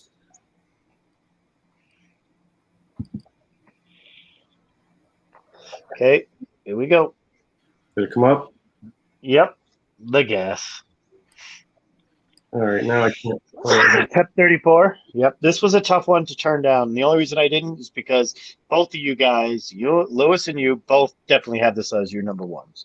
Yes. So then here's the Pep 34. This is a Bob Fujitani cover that we just talked about. Oh, yes. It's just got a little bit of everything on it. You can see it right there. But what I really like about it, I don't think it's considered a hypodermic cover. I don't think it's a hypodermic. There's 2 holes here. And if you can see, it looks like it says gas. And there's gas. These are streams of gas shooting out of this, and you can see as it hits, it sort of bubbles up like the gas is clouding up at the end of the streams. So I don't think there's a hypodermic. I think people think it's a double hypodermic. Those are streams of gas coming out, and he's shooting her with gas is what's going on there. But I mean, I agree. Yep. It's just insanely awesome. And, does he need to put his hand over a skull to make it any more awesome? No, but why not? There you go. I mean, if you just had the left side of this, it'd be awesome enough. But you throw in the skulls and then the uppercut on this background Nazi, and then it's just awesome. So that's my favorite MLJ. And then I'll just show you on my phone. This Okay. one I'm gonna put you on the big screen. climbed the ranks for me, and without going through every MLJ to see if there's a better one, this one pops into my head when I think MLJ these days, and it's Zip 32. Oh, you son of a. That good call. Yeah, now it's a World War II cover, but I mean, it's just the best thing about this for me is the gas masks crowd in the back. There's a whole horde of soldiers coming with gas masks, and then of course leading them is this these zombie skeleton tank crew. I don't know, but just Armband on. That's just so cool. I yeah, love that. He's Yeah, like that's- just a full like zombie thinking zombie, you know? It's like crazy. right. I know, and the gas mask, and then of course there's the planes way in the background coming in, and yeah, it's a cool one. I think is it Irv Novick? No, it's a Bob Montana cover. Oh, okay. I was thinking. Yeah, and then also I honestly thought it was Novik because a lot of what I showed was Novik. So. Share my screen. going on back there, but there's Okay. a lot of skulls and skeletons. So yeah, that's oh yeah, that comes to mind when I think MLJ these days. That's it. I Okay. didn't Let me bring it up here. I'm going to share. Now we've got. Oh, we just My showed number that. 3. My Okay. number 3, you know. And it's a Harry Lucy cover. Yep. Yep. Yeah, that's very cool. I think this guy, the Hangman, I mean, I don't know. If I was like rich, I would try to get that property. I feel like that could be a cool character. I think he might be public domain. It's an awesome name, you know, Hangman. Yeah. And then, yep. Same Oh, thing. good call. Same one. Yeah. Yeah. This All is- right. I used to go after this book, man. It was so like it was so hard to get. Although at the time this was like maybe we're approaching 10 years probably. But it was that time where like things could slip by. So Yeah. there'd be like a $400 raw one that goes on eBay and you're like, "Damn, I missed it." You know, that doesn't really happen anymore, it seems like. Well, But there was the John Burke copy was a 6.0 white pager that sold at the beginning of this year. And I bid on it. It was on Comic Connect, and I bid $6,500 on it, and I lost. It went for like yeah. $8,300 or $8,200 or something.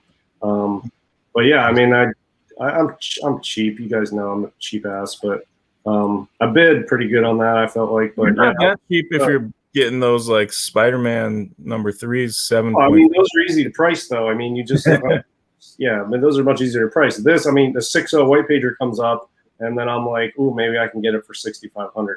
So, And just look at that. There's more coolness in this corner right here than like most hundreds of Golden Age books. yeah, it's awesome. You know, it's just too good. Oh, you got better resolution to see the gas too. Yeah. Gas, baby. Says gas. Yeah, it's not a hypodermic. And it's like clouding up, you know? And I it says- think they use those type of needles in several pet books. I mean, if I'm thinking right, it seems like I've seen that double prong deal in a couple other books too. But I don't think there's even prongs on it. I think the holes it's just coming Yeah. straight out of the holes. So yeah, it seems like I've seen them use something like that. So I think there's not even an actual needle on this cover at all. Just holes in it that's the lines of the gas shooting out. Yeah, that's what I think. Yep, I gotcha. Yep. But look at that. And I think the label says hypodermic needle cover. And this is so like LB Cole style with his hand on the skull, because it's like that skull's not even like there, you know. It's just it's a graphic design touch that he put on this cover, you know. It's so great. It's not like he's really leaning on a skull. Yeah, great book. Fuji Tan again. I don't think he did that many covers too. I mean, I see his name on a lot of MLJs along with Irv Novick, Bob Montana. But Bob Montana, I feel like he did a lot of the Good Girl sort of like Archie stuff. I see a lot of Bob Montana for the Archie stuff. And then I see Irv Novick is probably one of the Yeah. He did more covers for MLJ. Bob Fujitani's name is on quite a few. And I don't see Charles Bureau's name on a lot of MLJs, but there's a couple.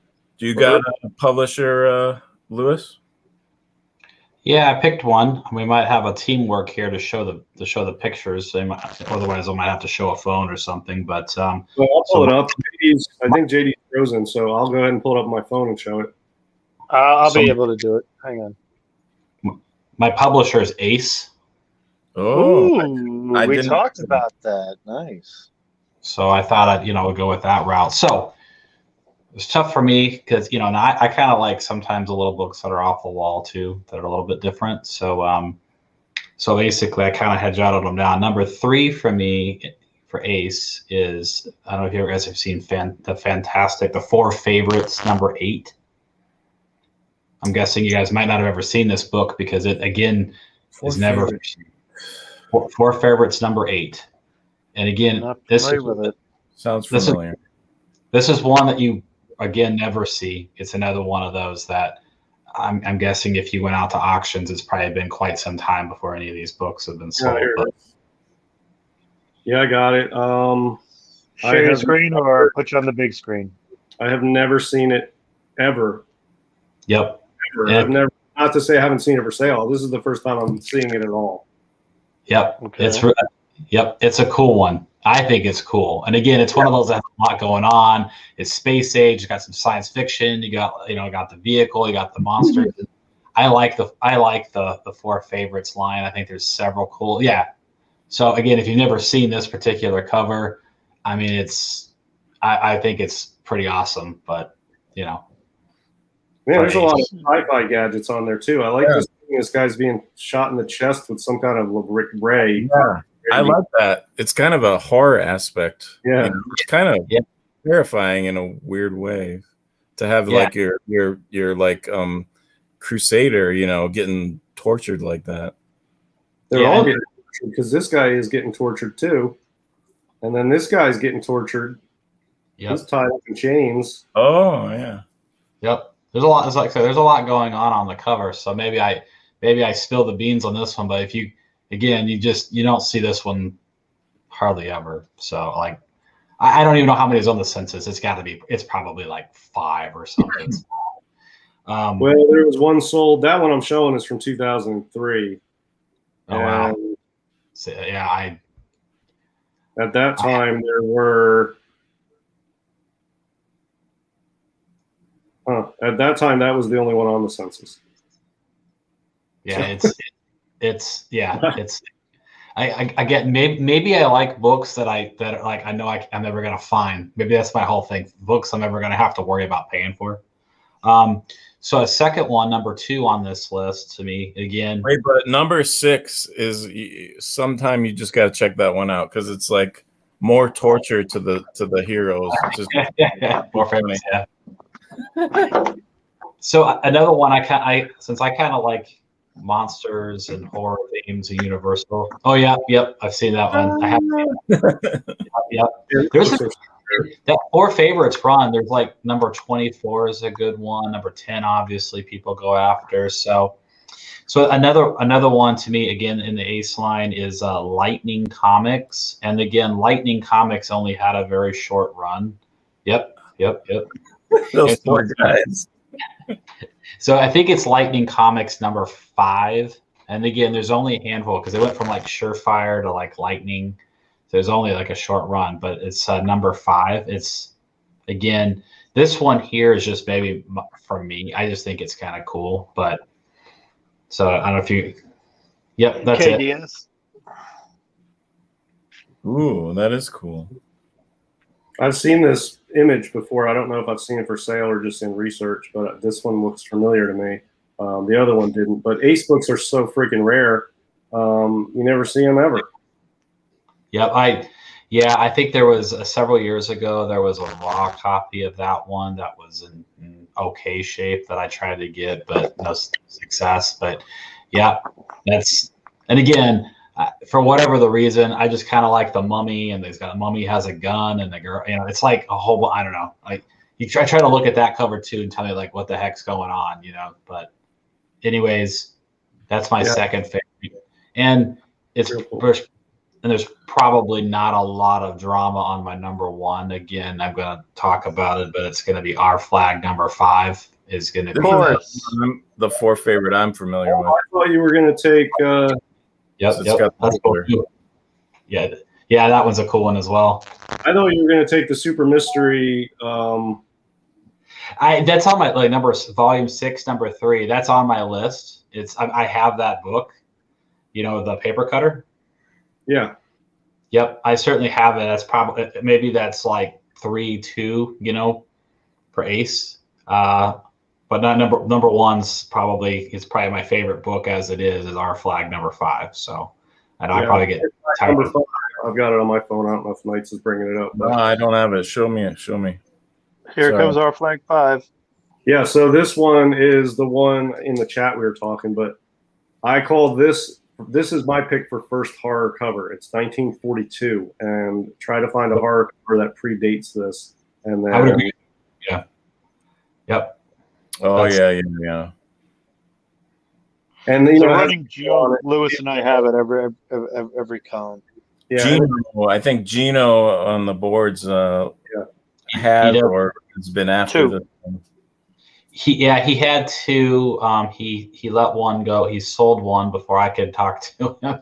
I messaged him, but then he's hanging on to his other one, which we gotta get him on the show someday. Yeah, we will.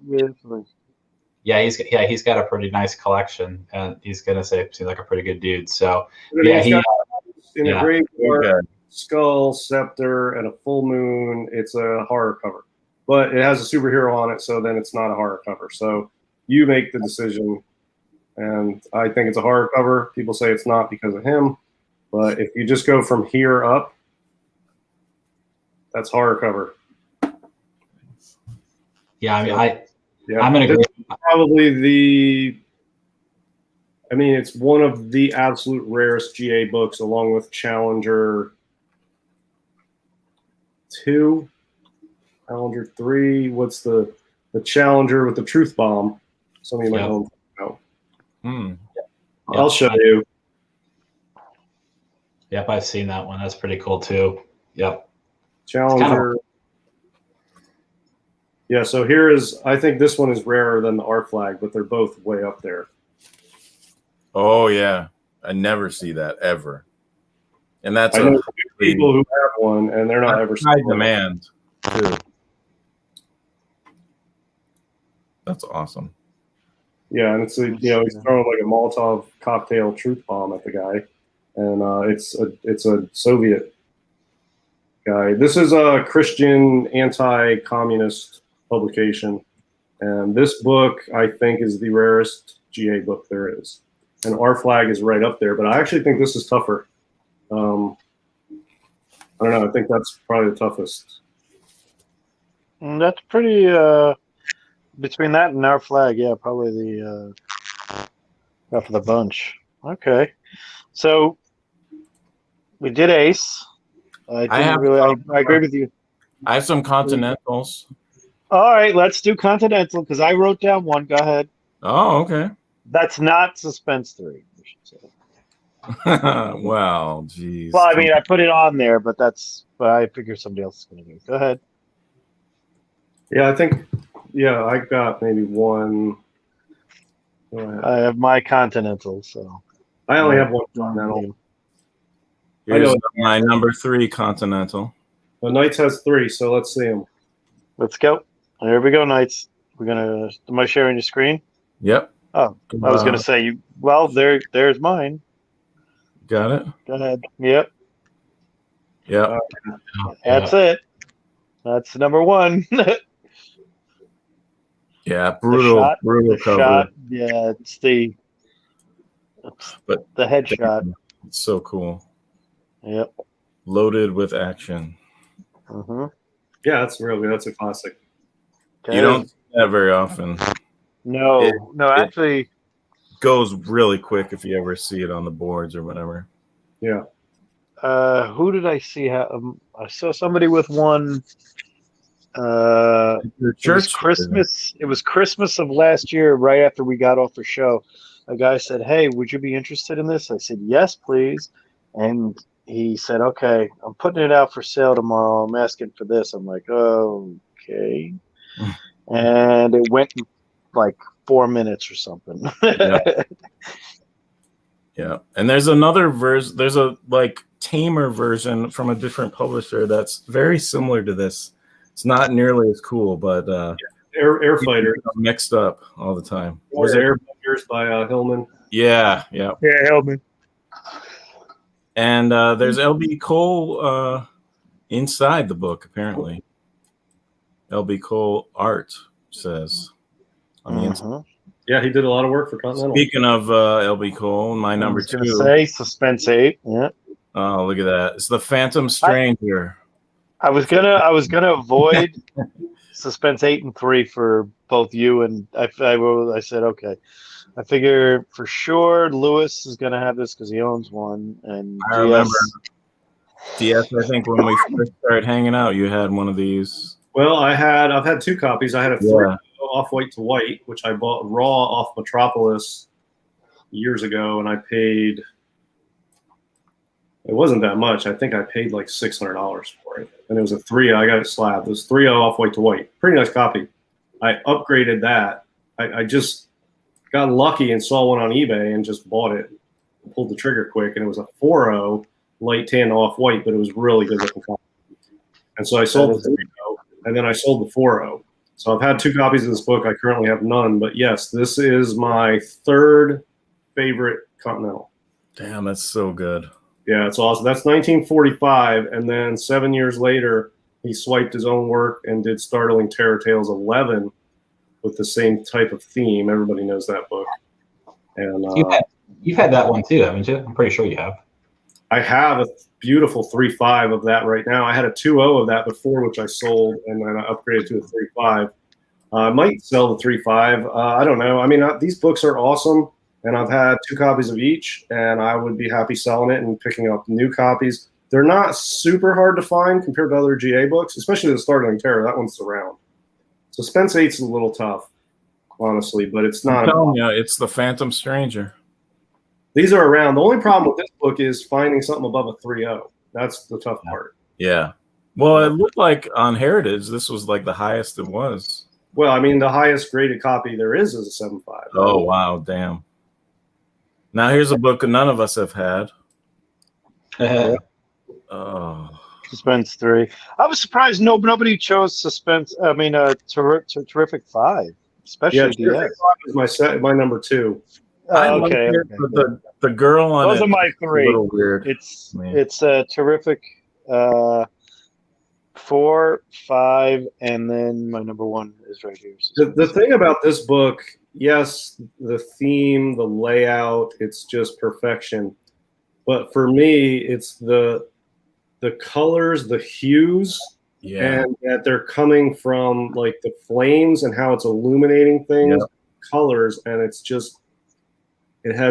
so evocative because of the colors that are used. Yeah. And like the shading and the colors, but the scene itself is a masterpiece of a layout as well. Yeah, absolutely. You could imagine if you swapped out the swastikas and somehow the like hooded whatever, it would still look cool. Yeah, like, the layout, yeah, kind of cover is lacking, and this one is perfection. It's got that central figure and just the position of him and her and how their posture is, and then the other crew around and the dirt walls. And then above that, you can almost feel that the air opens up and is cooler and you can breathe. And that's where that guy is, up in the open air. But down in there, you can feel the intensity and the heat and just it's a very evocative cover. And that's, of course, why it's everybody's favorite Dark GA book. It's like Goonies. Like down here, it's our time. Yeah. Up there. And actually, I think it's on eBay. I can't know if it's the same seller or what have you, but somebody has like the book coverless, missing pages, like maybe the centerfold. I can't remember, but it's, I mean, it's like not complete. but it's still several $1,000s, and it's just like missing a wrap, so many pages. I can't remember the full thing of it, but it's out there for several $1,000s. So Yeah, there's also I'd buy a cover for $7,000. there's a cover only for there is a cover. the cover's There on is. this 12,000, and I think it just ended tonight. It was a buy it now, and it was ending tonight. But it was 12,000, and as far as the cover goes, it's not even in good shape. There's a lot of chunks missing, but the cover is on eBay for 12,000. And yeah, I don't know. I'd like to have a copy of that, but I mean, Yeah. I used to love it, and then I kind of, when you first see a book that you love, you're kind of like, oh, I should check around for this. You don't know how crazy it is, and then for years after being like, yeah, okay, I guess forget it. It kind of stopped. I don't know. I feel it's a little wonderful in my opinion. I think there's a lot of better books out there, in my opinion. Is there anybody else with? It's a little bit overrated. Is there anybody else with any? I do have one more Continental I was going to show, just because I knew everybody was going to pick the same top three. Okay, go ahead. You want me to share your screen or put you on? Yeah, you can share my screen. Let me find it. Yeah, there you go. Oh, there it is. Now, I Wait knew a it was minute. going to go Suspense 3, Suspense 8, 5. Wait a minute. I thought Catman was. I didn't know Catman was Continental. I didn't know it was Continental either. Holyoke, but okay. Well, I mean, I'm trying to find something other than those three. That's all. Yeah, I just honestly, I never even knew Catman was Continental. I thought it was. Yeah, I think there's a merging between Holyoke and Continental. Holyoke, that's it. Yeah. So it's related to some degree. So this was like my Holyoke pick. Yeah, because technically Pep is not MLJ; it's Archie now. Yeah, so this one technically here is a Continental, but I'm trying to find something other than those three, and I just wanted to show this off. There's not like a lot of Holyoke stuff to show that's super awesome. There is some quality Holyoke stuff, but I don't know. The LB Cole classic cover. Was LB Cole's? He did some terrific. Did he do one terrific cover or two? Several. I know he did a terrific. No, well, there aren't that many terrifics, right? I don't think he did any terrific covers. I thought he did the last one. I thought there was only like 6 or 5 or 6. Yeah, I thought the last one with just the guy on it was him, just the guy with the mask with the gangsters. See, I was just bringing this up to have something to show other than the three that everybody's going to pick. Yeah. Suspense 3, terrific 5. I kind of go hand in hand when you bring up Continental. A bigger publisher, but a lot of us are going to have the same, I assume. Let's throw Fox out there. I know I have one that's probably different, but I know some people here are going to like it. Fox publication. I'll just do it real fast. I'm not going to show. Somebody want to show Fantastic 3? They can. I'm just sick and tired of not having it. That was my number one. I chose. I didn't want to bring it. I kind of like this one. Pretty much because 5 different colors are involved, and no 2 characters are wearing the same colors in the background. I do like this cover. It's got the good girl, the bondage, well drawn. You have the Asian kind of creepiness to it that they put on this, at the time. The gas is cool. I just think that this is one of the. It's my favorite of the Mystery Men. It's Mystery Men 10, and it was tough to choose from because I like number 3 with that big goon guy. This one as well. This is my number. I'm not going to talk about Fantastic 3. So this is my number 2. Same title. I could not decide which one I like more. I like this girl more, and I like the fact that she hadn't thrown into the flame. But the colors on this one is what makes this one so striking to me. That's Joe Simon cover. It's a Joe Simon cover. Yeah, too. Exactly, and I think there. My third one, I'm probably the only one who's going to have it, but it is my opinion the just really the best one, best Jack Kamen, classic work right there. I mean, I don't know how Crocodile. There's one in the background. It's about to get her for if she dips a little further down there, she's going to feel it. I absolutely love this cover. I mean, it's there. The hair is there. This is not Faker. Stop saying it is. It's Jack Kamen. But this is up there. This is the one I kind of throw up there as my Fox. These three would be my top three, not named Fantastic Three. Real good. I got some. All right. Go ahead. Here we go. Can you tell? Well, yeah. I'm not familiar enough to know which one it is, but oh yeah. I was going to say that we're going to. This should be up there with Fantastic Three. The girl. Well, this is my number 2. Yep. Science too. Yeah, Sounds true, Yeah. I'm not sure what he's exactly punching there, but well, it's like an airplane sort of flying by, or like a craft flying by. You can see the cockpit on the top. oh yeah, okay. You can see some other ones in the background that are farther away. Yeah. Gotcha. And there's like the perspective's weird because the stuff in the background is really far away. It's just massive machinery because you can see that little guy standing in front of that massive Yeah. It looks like Generator or something. Yeah. So there's a foreground about. It's like it's jacked in there in weird perspectives, but it gives it a really cool retro look. All of it together. So damn good. Yeah. That's then, Fantastic 3 is number 1. This would be my number 2, so I'm not going to show it since you got it. I debated Science 2 actually. Before the show, DS and I were talking. I'm like, I'm not going to say Science 2. Somebody else has to do it. And this one too. and this one. Yeah, and I got the exact same copy to show too. This 8.0. Yeah, so good. I mean, now you could try to be different, but you can't deny. Yeah, I mean, I'm not knocking any of the choices here. Right there. Oh my God. Yeah.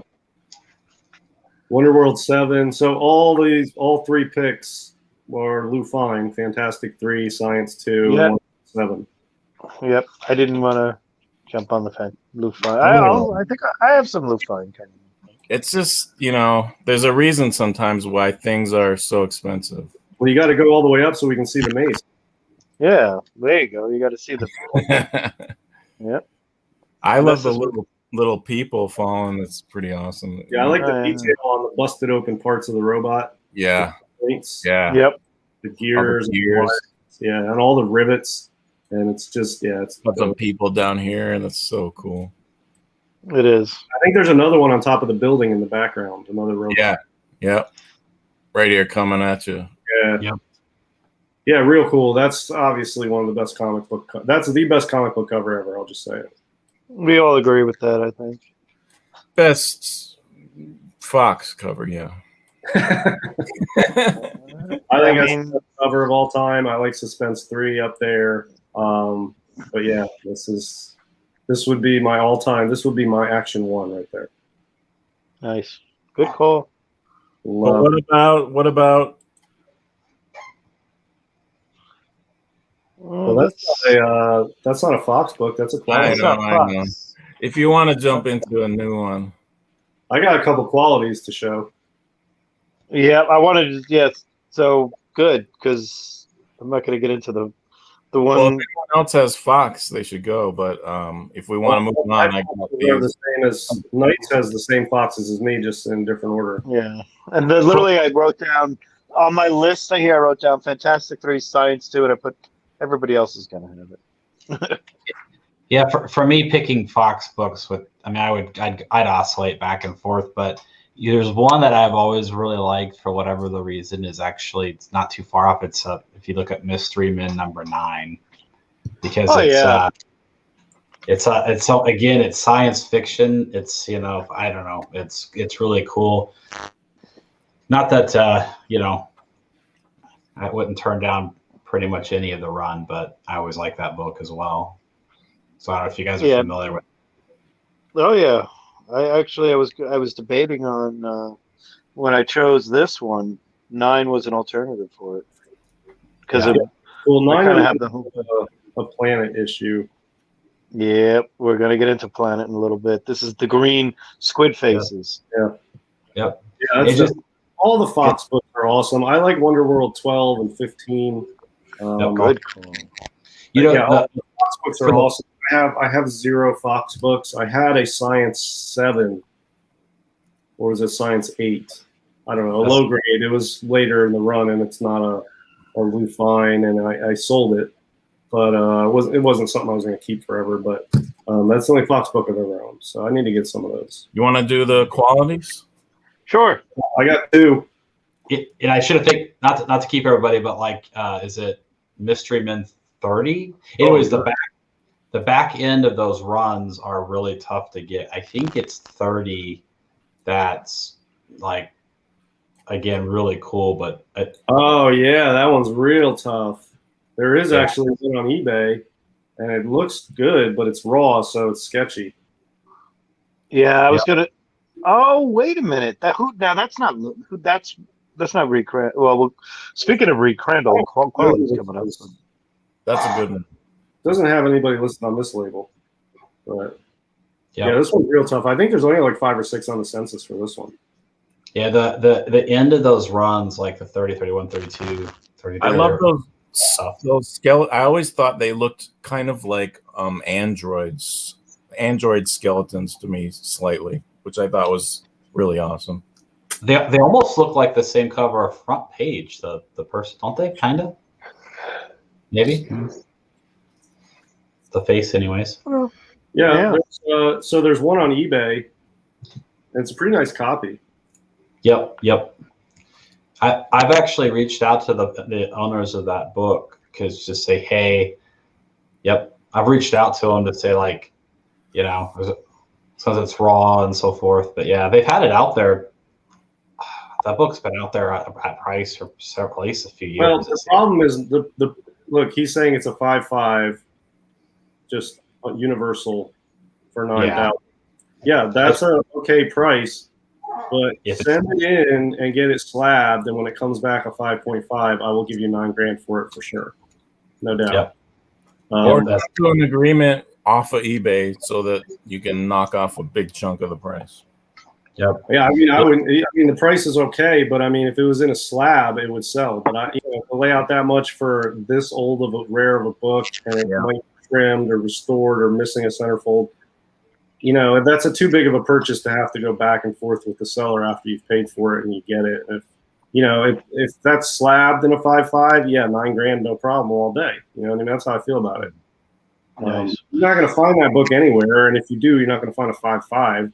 So if this come back as CGC Blue Label 5.5, yeah, $9,000. I feel like, yeah. What year is that book? I don't know. 30. It's probably 19. Mid-40s. 41 or 42. I mean, the title started. I mean, all these Fox titles started like 39. Right. Early 40. So 30 issues in, we're probably talking 42 or 43. Yeah. I was thinking if it's 43, there might be a Promise one, but I don't know. All right. So quality. Okay, so quality. We're talking some Reed Crandall. I hope. Let's go. Well, here. I like this one. Now, this is saying, it looks like it's saying Will Eisner. It is. Very nice. It's an early one. Another website I was looking at said Lou Fine. It looks like, I mean, they have a similar style. That could be a Lou Fine, though. I mean, it's hard to tell.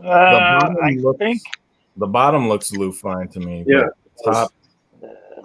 Yeah. I better see some Reed Crandall from you guys. I got one. Quality. Yeah, So I get upset when people don't give him the credit. Because I that's always my say, number 3. you got Eisner, you got Fine, and nobody There you mentions go. Crandall, and I get pissed off. There's There you Crandall. go. Yeah. Yeah, National 16. This would be a great partner, like a diptych with the that fantastic. Yeah. Oh man, because that's so. This is a Look at classic. That's it's holding that ship up. It's. I mean, I'm not a big. The only thing I don't like this.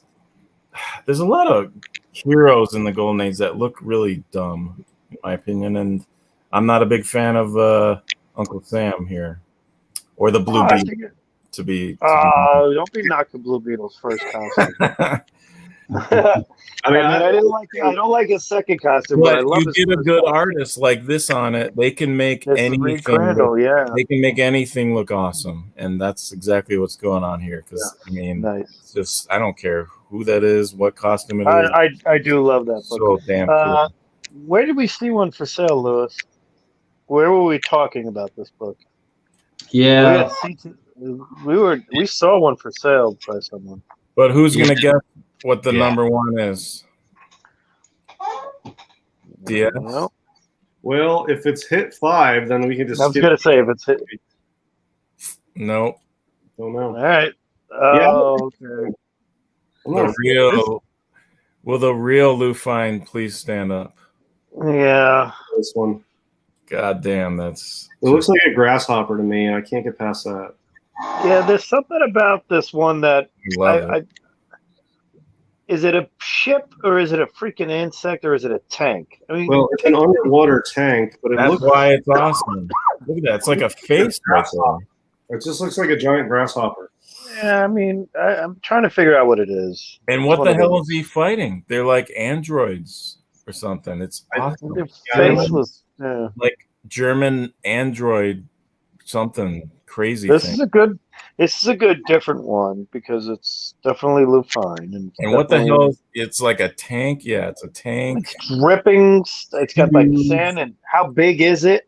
You know. And look at all these guys. The gas mask over here in the corner. That is just so good. Trying to breathe. They're breathing underwater. That's scuba gear. Yeah, and they're underwater. Yeah, I mean, what the hell? And I'm 90% sure that gun's not going to work underwater. I've never seen this cover, so yeah. Yeah, it's around. There was a few floating around for sale last year, and even at the beginning of this year, I've seen a couple of copies of this floating around for sale. And look, it's an awesome one. It's highly sought after. I hate to be the party pooper and knock it, but every time I look at it, all I see is a giant green grasshopper. The last time I brought up this one, I just want to know what is it. Thankfully, I don't see that, so that's good. Nice. Okay. Yeah, that's my quality. All right. That's well, good. I got a quality, but we already saw National 16. So let me show you my other one here. Well, I think we're going to get hit with something here, pun intended. Big fish. Bang! This was a tough one to turn down. But. Yeah, so I own this book. Yes, you do. First of all, black cover, Lou Fine, just, I don't know, what can you say about it? A guy fighting a giant sort of swordfish shark thing, and just great book. So the copy I have is a 4.5 off-white to white. That's good. Yeah, and it looks much really good. 4.5. It apparently has staple holes, like it was restapled to eat it, and somebody removed those staples, so it still has the original staples. So I don't know why they did that. Maybe they stapled something to it at some point, like a piece of paper or something to the cover. I don't know, and it also has a little bit missing off of the bottom right corner. It's not chew. It looks like it's just, I don't know. There's a little chunk missing on, but it's very small. So beautiful. It's really presentability that bad. So, but it doesn't have really any spine ticks or any damage. So it's a really good looking 4.5. And mine has a date stamp in red in the eye in hit, which I really like. Oh, that's kind of cool. It's a red date stamp inside the red title, inside the eye of hit. So yeah, it's a really cool copy. And I got it on eBay auction, and it wasn't like it didn't fly under the radar. It just came up, and I just bid my max. It went way under my max too. I think somebody else I know bid on it, but I bid pretty high because it fell well under my max bid. I really wanted it. So yeah, I'm happy. I love those bubbles. I love those. Anybody else have any quality? National 16.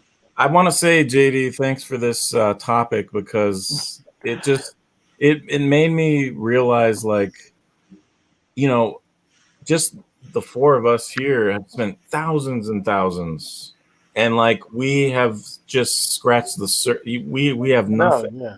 You know, like, oh yeah, it really reinvigorated kind of my love for the Golden Age a little bit because there's just so much out there. Is there another publisher we want to go to? Well, I have two. I have two more. Well, we did. All right, I got one. But I want to stick with the same kind of artists that we just discussed about. So, Fiction House? Yeah, let's do some Fiction House. Okay. So, my number 3.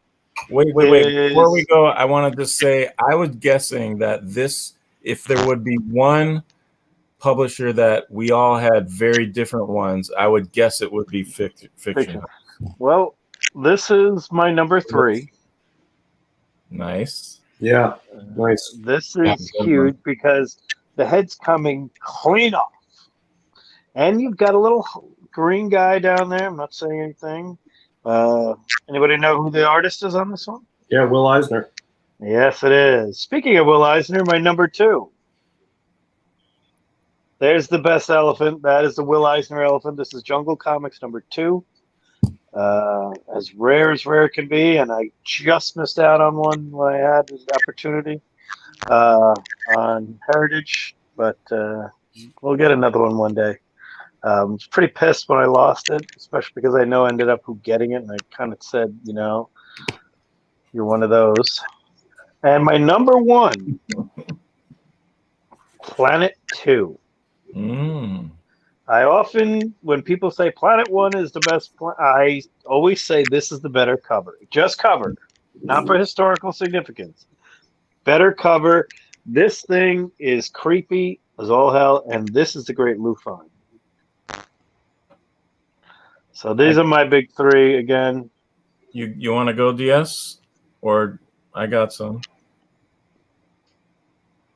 I'll share a screen when you're ready. You don't need to share a screen. You can just make me big. Okay, here he is. Fiction House.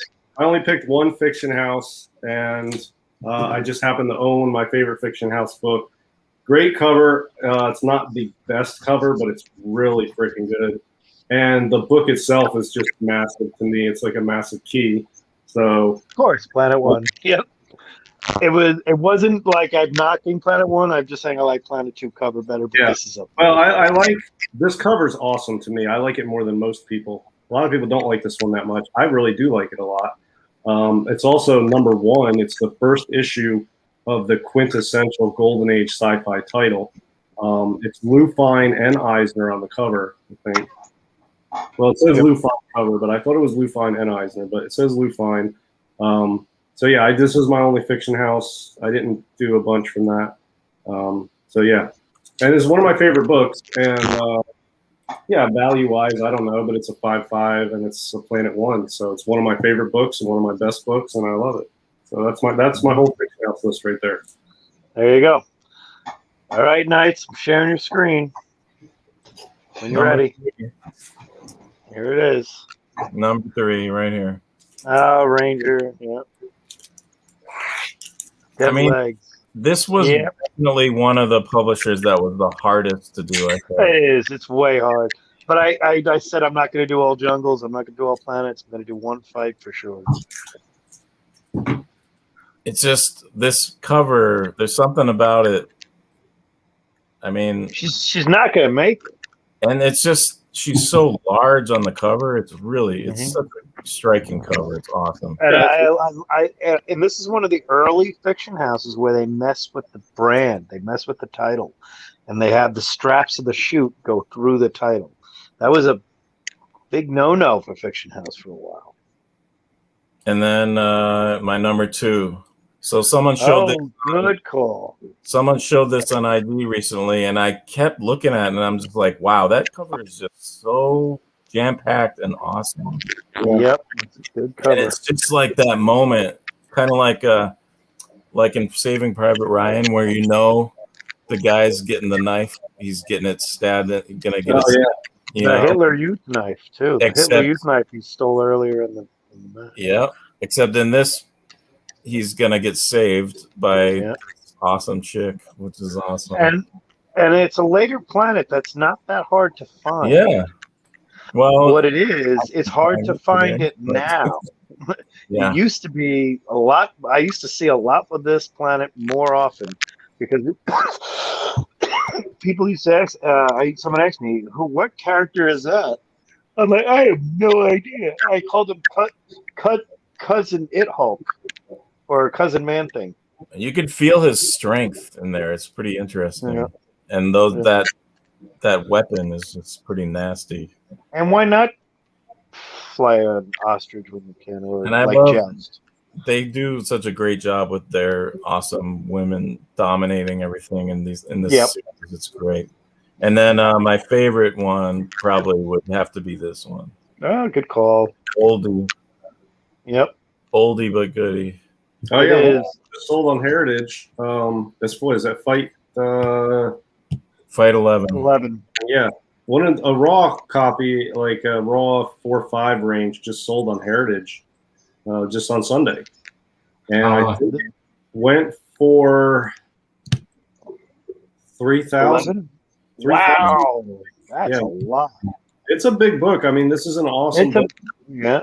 It's It is. hard to get. Yeah. But yeah, it was a nice copy. It was like a VG or a VG Fine. Oh, that's a good. That's a good copy. I thought it was like good to. No, it was a legit nice mid-grade copy that sold raw, and it was Heritage. Their grading's pretty accurate as far as I know. Yeah, this is one of the better of the fight, right? And I love, we got a bunch of underwater theme ones, which is kind of cool. We've kind of been all over the place. There is treasure to be had. And it kind of has a weird sci-fi feel to it for some reason for me. I don't know. I guess it's just the bubbles on the heads. Well, they're underwater, and Yeah. he's got his knife out. And You could totally swap some things and it would be a sci-fi cover. well, you got a shipwreck going on too. Yeah. But there's guys that collect shark covers. There's guys that collect underwater covers. There's guys that collect fighting bell helmets. There's guys that collect Fiction House, and there's just a lot of overlap for collectors for that book. And then add into that it's not very easy to find, and it's a very sought after book. And it was like a mid-grade copy. Was at like $3,000. Yeah, I think that's a fair price for that book, but Fair price. not cheap. The thing about Fiction House is you can find them, but to find them with good color is the key, and that is what makes it a challenging part, to find good color, especially on the planets. To find good colors, and half the time you have to go research and look at numerous copies before you can figure out what the proper colors are supposed to be, because some of them most of them are washed out and you can't tell. You got to keep looking until you find it. You're like, oh, that's what this book's supposed to look like. And then the challenge is finding one that looks like that with the right colors. And if you find a planet with the good, bright, original colors on there, not faded, you've got a gem regardless of the grade. It's a hot title. A lot of people collect planets, and they're looking for good colored planets. And that's very tough to find. Fiction House, structurally A+, color-wise C-. That's how I grade Fiction House books. Yeah, there's so many Fiction House that I like, but it's funny. I'll just throw one out there, and the only reason it popped, it was funny that Heritage actually has one up for sale. I'd actually had seen this book like in a Gerber book, and I've always thought it was neat. And I think I have to go in, but I think there was something to do, like it could have been the first cover of Planet One, but it wasn't used, and that's Jumbo 11. Ah, okay. Do we have a copy of that? Yeah, I'll pull it up. Yep. Now it has like a bright red, it's different. I have to go in. At least I think Heritage or Comic Link. It's probably Heritage. The Mile High. So this is, look, if you pull up a Mile High copy, you'll see what's the proper way the book's supposed to look. Because the Yeah, Mile sure. High is basically Mile High in San Francisco, right? Oh, okay. So, like I said, it has like a bright color. I mean, I know almost the colors. Now that's Eisner. That's Eisner for sure, right? Yeah. Blue Line. Oh. But I think, and again, I'm probably going to say this and sound like an ass. However, that had rumors at one point that was actually going to be used for the cover of Planet One, and it was not. Oh, interesting. I never heard that before. I have seen this book. That's cool. But, yeah, that's a really good pick, Lewis. Nice. Real nice book. And that's the date on that is 12/39 to 1/40 is the date on this book. Like, it's strange to see that. Mm-hmm.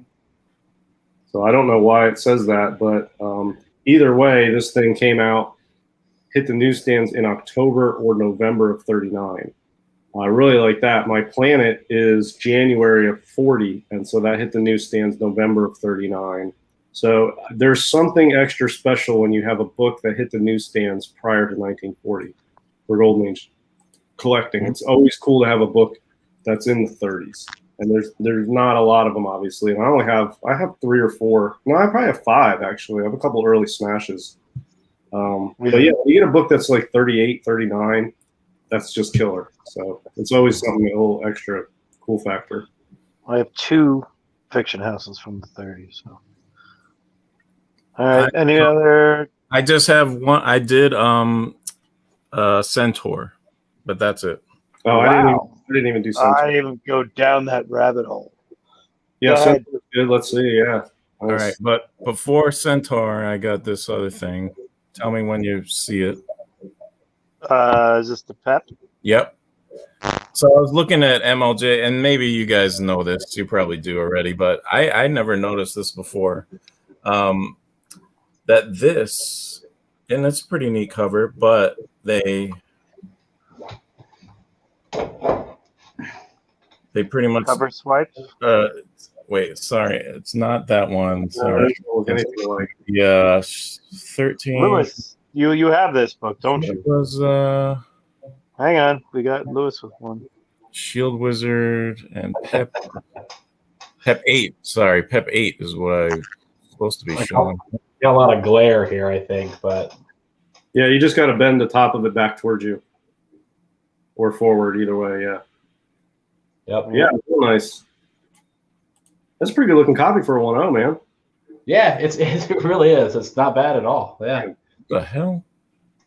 Pep 32. Yeah, I mean, you can't be choosy on these books, but if you want to get something presentable regardless. So 1.0 that presents good, that's a keeper copy. You know, that's nice. I'll let me know when you're ready. Nice. Now, it's funny we talk about the MLJ, and I showed the weird ones. We all like these bizarre ones. I kind of think like MLJ is, to me, Okay, ready. the best. All right, there we go. The one that more people find more. Okay, yep, yeah. There it is. How about that? I never noticed that before. I had no idea. It's really identical. Everything is identical. Yeah, I mean, they changed out the hero on the top. They changed the villain from Nazi to Japanese. Yeah, I mean, they changed it from German to Japanese. And the hero guy is what's his name? The Hangman on the Pep. Yeah, I was gonna say you have the Hangman and you have a tank, indoor and outdoor kind of thing going on. I was going to quote Chris Tucker from the movie Friday. He got knocked up. Never mind. So, if you've seen the movie, you get the reference. Yeah, but you know what's funny is that it's the shield on both. Yeah, I was going to say. Everything's different except him. They literally just lifted the shield and put him on the other cover, and then the other ones they changed the characters. But yeah, I had no idea. That's cool. And this is 42. So the Pep came out August of 42, and the Shield Wizard came out January of 44. They waited 2 years and nobody remembered. Yeah. That's it. And But that's why, because in 44, I think, the Germans were pretty much done, and the Japanese, we were still fighting hard. So I guess they just changed over to a Japanese cover. Whereas 42 really wasn't. I mean, Japanese was in it, but it was Hitler was running roughshod over Europe in 42, so that took the cover. Yeah, I'll have to give recently. Speaking of Shield Wizard, again, Gino from Golden Age Rarities on the Instagram boards, he posted a Shield Wizard that I had not ever seen, and that's number 3. And if you ever had a chance to look at that, and I think it's even like not a month. I think it's like a fall, winter, or spring. It's not even a month date. I think it's like a quarter or something. Oh yeah, I've seen this one with the giant V2 rocket. Yeah, it's pretty cool. I had never seen it. So anyways, I didn't mean to. Yeah, I've seen that one before. That one is a more affordable one because it's not World War II per se. It's got like monsters on it and a rocket ship, but it's cool. It's got Saturn on the cover too. Yeah. Yep. So we got our first Centaur. Here's my number 3 Centaur, the first arrow cover. Yep. Real nice. Yeah, that's a nightmare to find. I was thinking of the Centaur, which book earlier that I saw. There's a lot of pretty cool ones. Oh yeah, they're Centaur's a rabbit hole. And then we got Yeah, I really like this Bill Everett. I was gonna say this is your Bill Everett, right? Yeah. And he's just leaped up there onto this plane and is gonna smash him with that. That's pretty awesome. Yeah, that's real good. And then we got of course My favorite signature on his, which is it's growing on me, and looking at it big like this, I definitely have more appreciation, like seeing all these other ones over here in the corner. That's pretty awesome, I have to admit. I just don't know why Speed 28 is not more popular when this one is like a 2.0 for both. Okay, a 2.0 of this is 20 grand. A 2.0 Yeah. Speed 28. I was gonna say this is 3 grand. the Gorilla Nazis are probably this is one of the hardest books to find, period. Yeah. And when you do find it, you're gonna pay a ton for it. Yeah, that's awesome. And this is very early too. Well, not that. I mean, I guess actually, It's not early for a Centaur. is it early? Is it earlier than that other one? The No, the Speed 28 is like 1944. okay. Yeah. This is Because this is late for a Centaur, and maybe that's part of why it's scarce. Could be. yeah. I mean, when did those Centaurs go up for sale? Was that about 2 years ago? Probably 3 or 4. 3 years ago. Yeah. Yeah. I remember looking at that and everybody saying, God, these things are going to go for a ton. Speed 28 is 1943.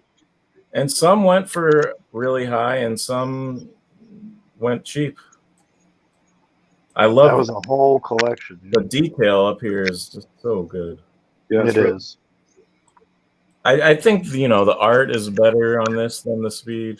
Speed's a little goofy, but Yeah, it is, but I one mean, more Lou Fine-ish, yeah. It's interesting, her legs there. I didn't notice that either before. Paul Gustafson on this one. Yeah. Oh, yeah. So yeah, that's it for me. Nice. Anybody else have any other publishers Well, that we don't need. we forgot Chesler. We forgot Chesler. I mean, we need to show Chesler's. I got Punch 12. I mean, Punch 12 Dynamic 8. Yeah. I was just gonna say for Centaur, I know I always keep throwing one, but like Centaur, like Funny Pages 38. If you haven't had a chance, I like that one. I don't know why. Funny Pages 38. Mm-hmm. It probably isn't the most artistically awesome, and there's probably better. It's just for whatever the reason, I always thought it was kind of a twisted cover. It's amazing the amount of keys Like I consider at least one or two of everything we've Oh shown. yeah. You know, like Well, look at dragon in the background. That's cool. massive. Well, you know, Yeah. I was going through titles that weren't too expensive, like Magic Man and stuff like that, and I just couldn't even say, you know, I'm not going to grab that title. You know, but Centaur, when you look at it, you're like, I mean, could you just 'cause I imagine never see them. the amount of money? 90% of my Centaur research is through Gerber, you know, because I never see them other than that one. Imagine the amount of money it would take to get a copy of every one that we just looked at. Don't forget it. Assuming they're all available, I would think every copy of every book, like in 5.0 even, Oh God. everything. I mean, it would take years to just find them. Would it be $1 million, you think, for all those books in Yeah. 5.0? Probably at least. I don't know. I mean, there's a lot of like $40,000 books in that list, maybe there, but you know, then there's ones like a Hit 5 or something. They're not going to be expensive in 5.0. You know, 6,000-7,000 maybe. It's true. Didn't we show a Suspense 3 and a Fantastic 3? Yeah, we show those. Oh, those is like 50 grand right now. I mean, it might be 60 or 70. Yeah. But I don't know. I don't think you would hit $1 million with those because we picked a lot of stuff that's not going to be like. Yeah. Tech 31 in 5.0 will be the biggest book. And one No, thing. 13. There's a cap one in there and a Marvel 9. And, Okay. In a month from today,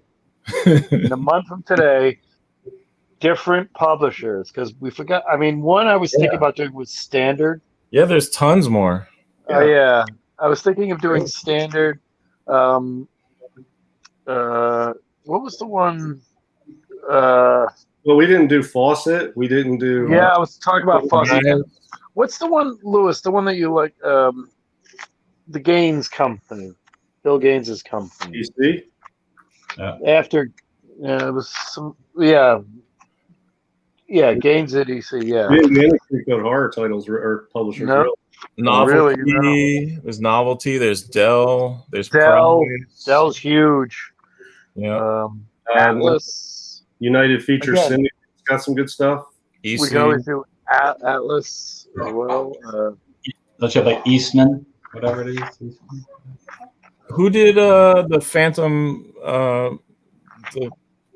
The Matt Baker stuff. Fox. That's Fox. Yeah. See, I didn't even go past 45, but that's like a whole nother Yeah, Fox goes a while. around there. Well, once you go into the early 50s too, you got a whole bunch of other publishers. Yeah. Oh, I wanted to show this pulp. We It's talked about insane. age and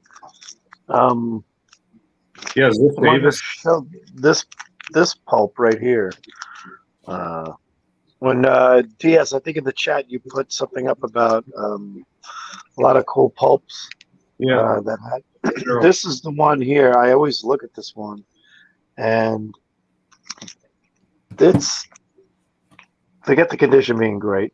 Look at the detail on the little snub nose he's got. I mean, Yeah, that's a nice one. it's perfect. You know, That's Mammoth Adventure. Yeah, Here, This I'll is from- show this one again to you. 46. Yeah, 46. The Manchu Terror. It's called. Do you guys like the Submariner casting? I don't know. Is that real? Oh, I don't know. I don't even know who it was. It seemed pretty widespread to be fake. Yeah. I don't even. I don't have any idea. I just heard people are going nuts over Submariner books now, and so I'm like, oh, it must be a movie. Yeah. Yeah. I mean, I want to know what Namor they're going to go with. Are they going with the World War II version, King of Atlantis, good guy, or the bad guy, the one who, is he going to be trying to kidnap Sue Storm? Kind of like that storyline. Well, I wonder if they're gonna make him kill the original Black Panther. T'Challa. Yeah, I don't know how they're dealing with that. His Well, death. that's the thing. Namor's not. When he's a hero and a slight villain. He murders in his first appearance. Well, yeah, because he hates people that live on the land. But I don't know. He actually, yeah, in Marvel 1, like, he doesn't, he almost thinks of humans as like livestock or something, like they're Yeah, just animals, like they destroy the his water. mom kind of tells him, like, you're part human. So very cool. All right. Well, thanks everybody for joining. Anybody have anything they want to plug? Well, who do you got coming on this week? You guys have been having tons of cool guests on your Tales from the Flip Side. Yeah. What do you got going on there? Yes. Are you on this week? What's that? Are you talking to me? Yeah. Yeah. You want Tales from guests coming usually? This week on the Old School Comics show, I don't have a guest from outside that channel, but John Z of that channel, who collects a variety of stuff, including Golden Age and pre-code horror. He also collects a lot of international comics and modern cool. TVs, a little bit of everything. He's going to be on there. Me and him are just going to talk about, I think we might show off some books, but we're going to talk about different places that you can buy comics and the pros and cons of each, talk about some of the auction sites and, just our experiences with some of that. And probably it's going to be super casual and not scripted and sort of just see where it goes. But, I had a couple of guests that I couldn't work out a date with them, so we're not doing it this week. So just me and him, and then Dino, of course, will be on there with me. Very cool. All right, so we'll great show. We will do this again with different publishers. We just had it's our first attempt at, and it's pretty hard to do because you're going through, and we're going to restrict it to 3 next time. Yeah, but, maybe we could, if you guys send me like pictures, I can compile them and then show them from here. Sometimes I kind of like the surprise of seeing what everybody likes. Yeah, I kind of like that. You have to like that. I mean, that's what maybe I could do it. Maybe I could like not look or something. I don't know. We'll figure it out. Or I always like to see how many people are doing the same thing. So, thanks a lot, everybody. Thank you all for being here. Thank you for being a friend. Hope to talk to you guys all. Hopefully we'll start again. Hopefully next week I'll be in a new location. Yeah, good move. Yep. So, it's a doozy. Yep. So take care, everybody. Thanks. All right. Thanks again.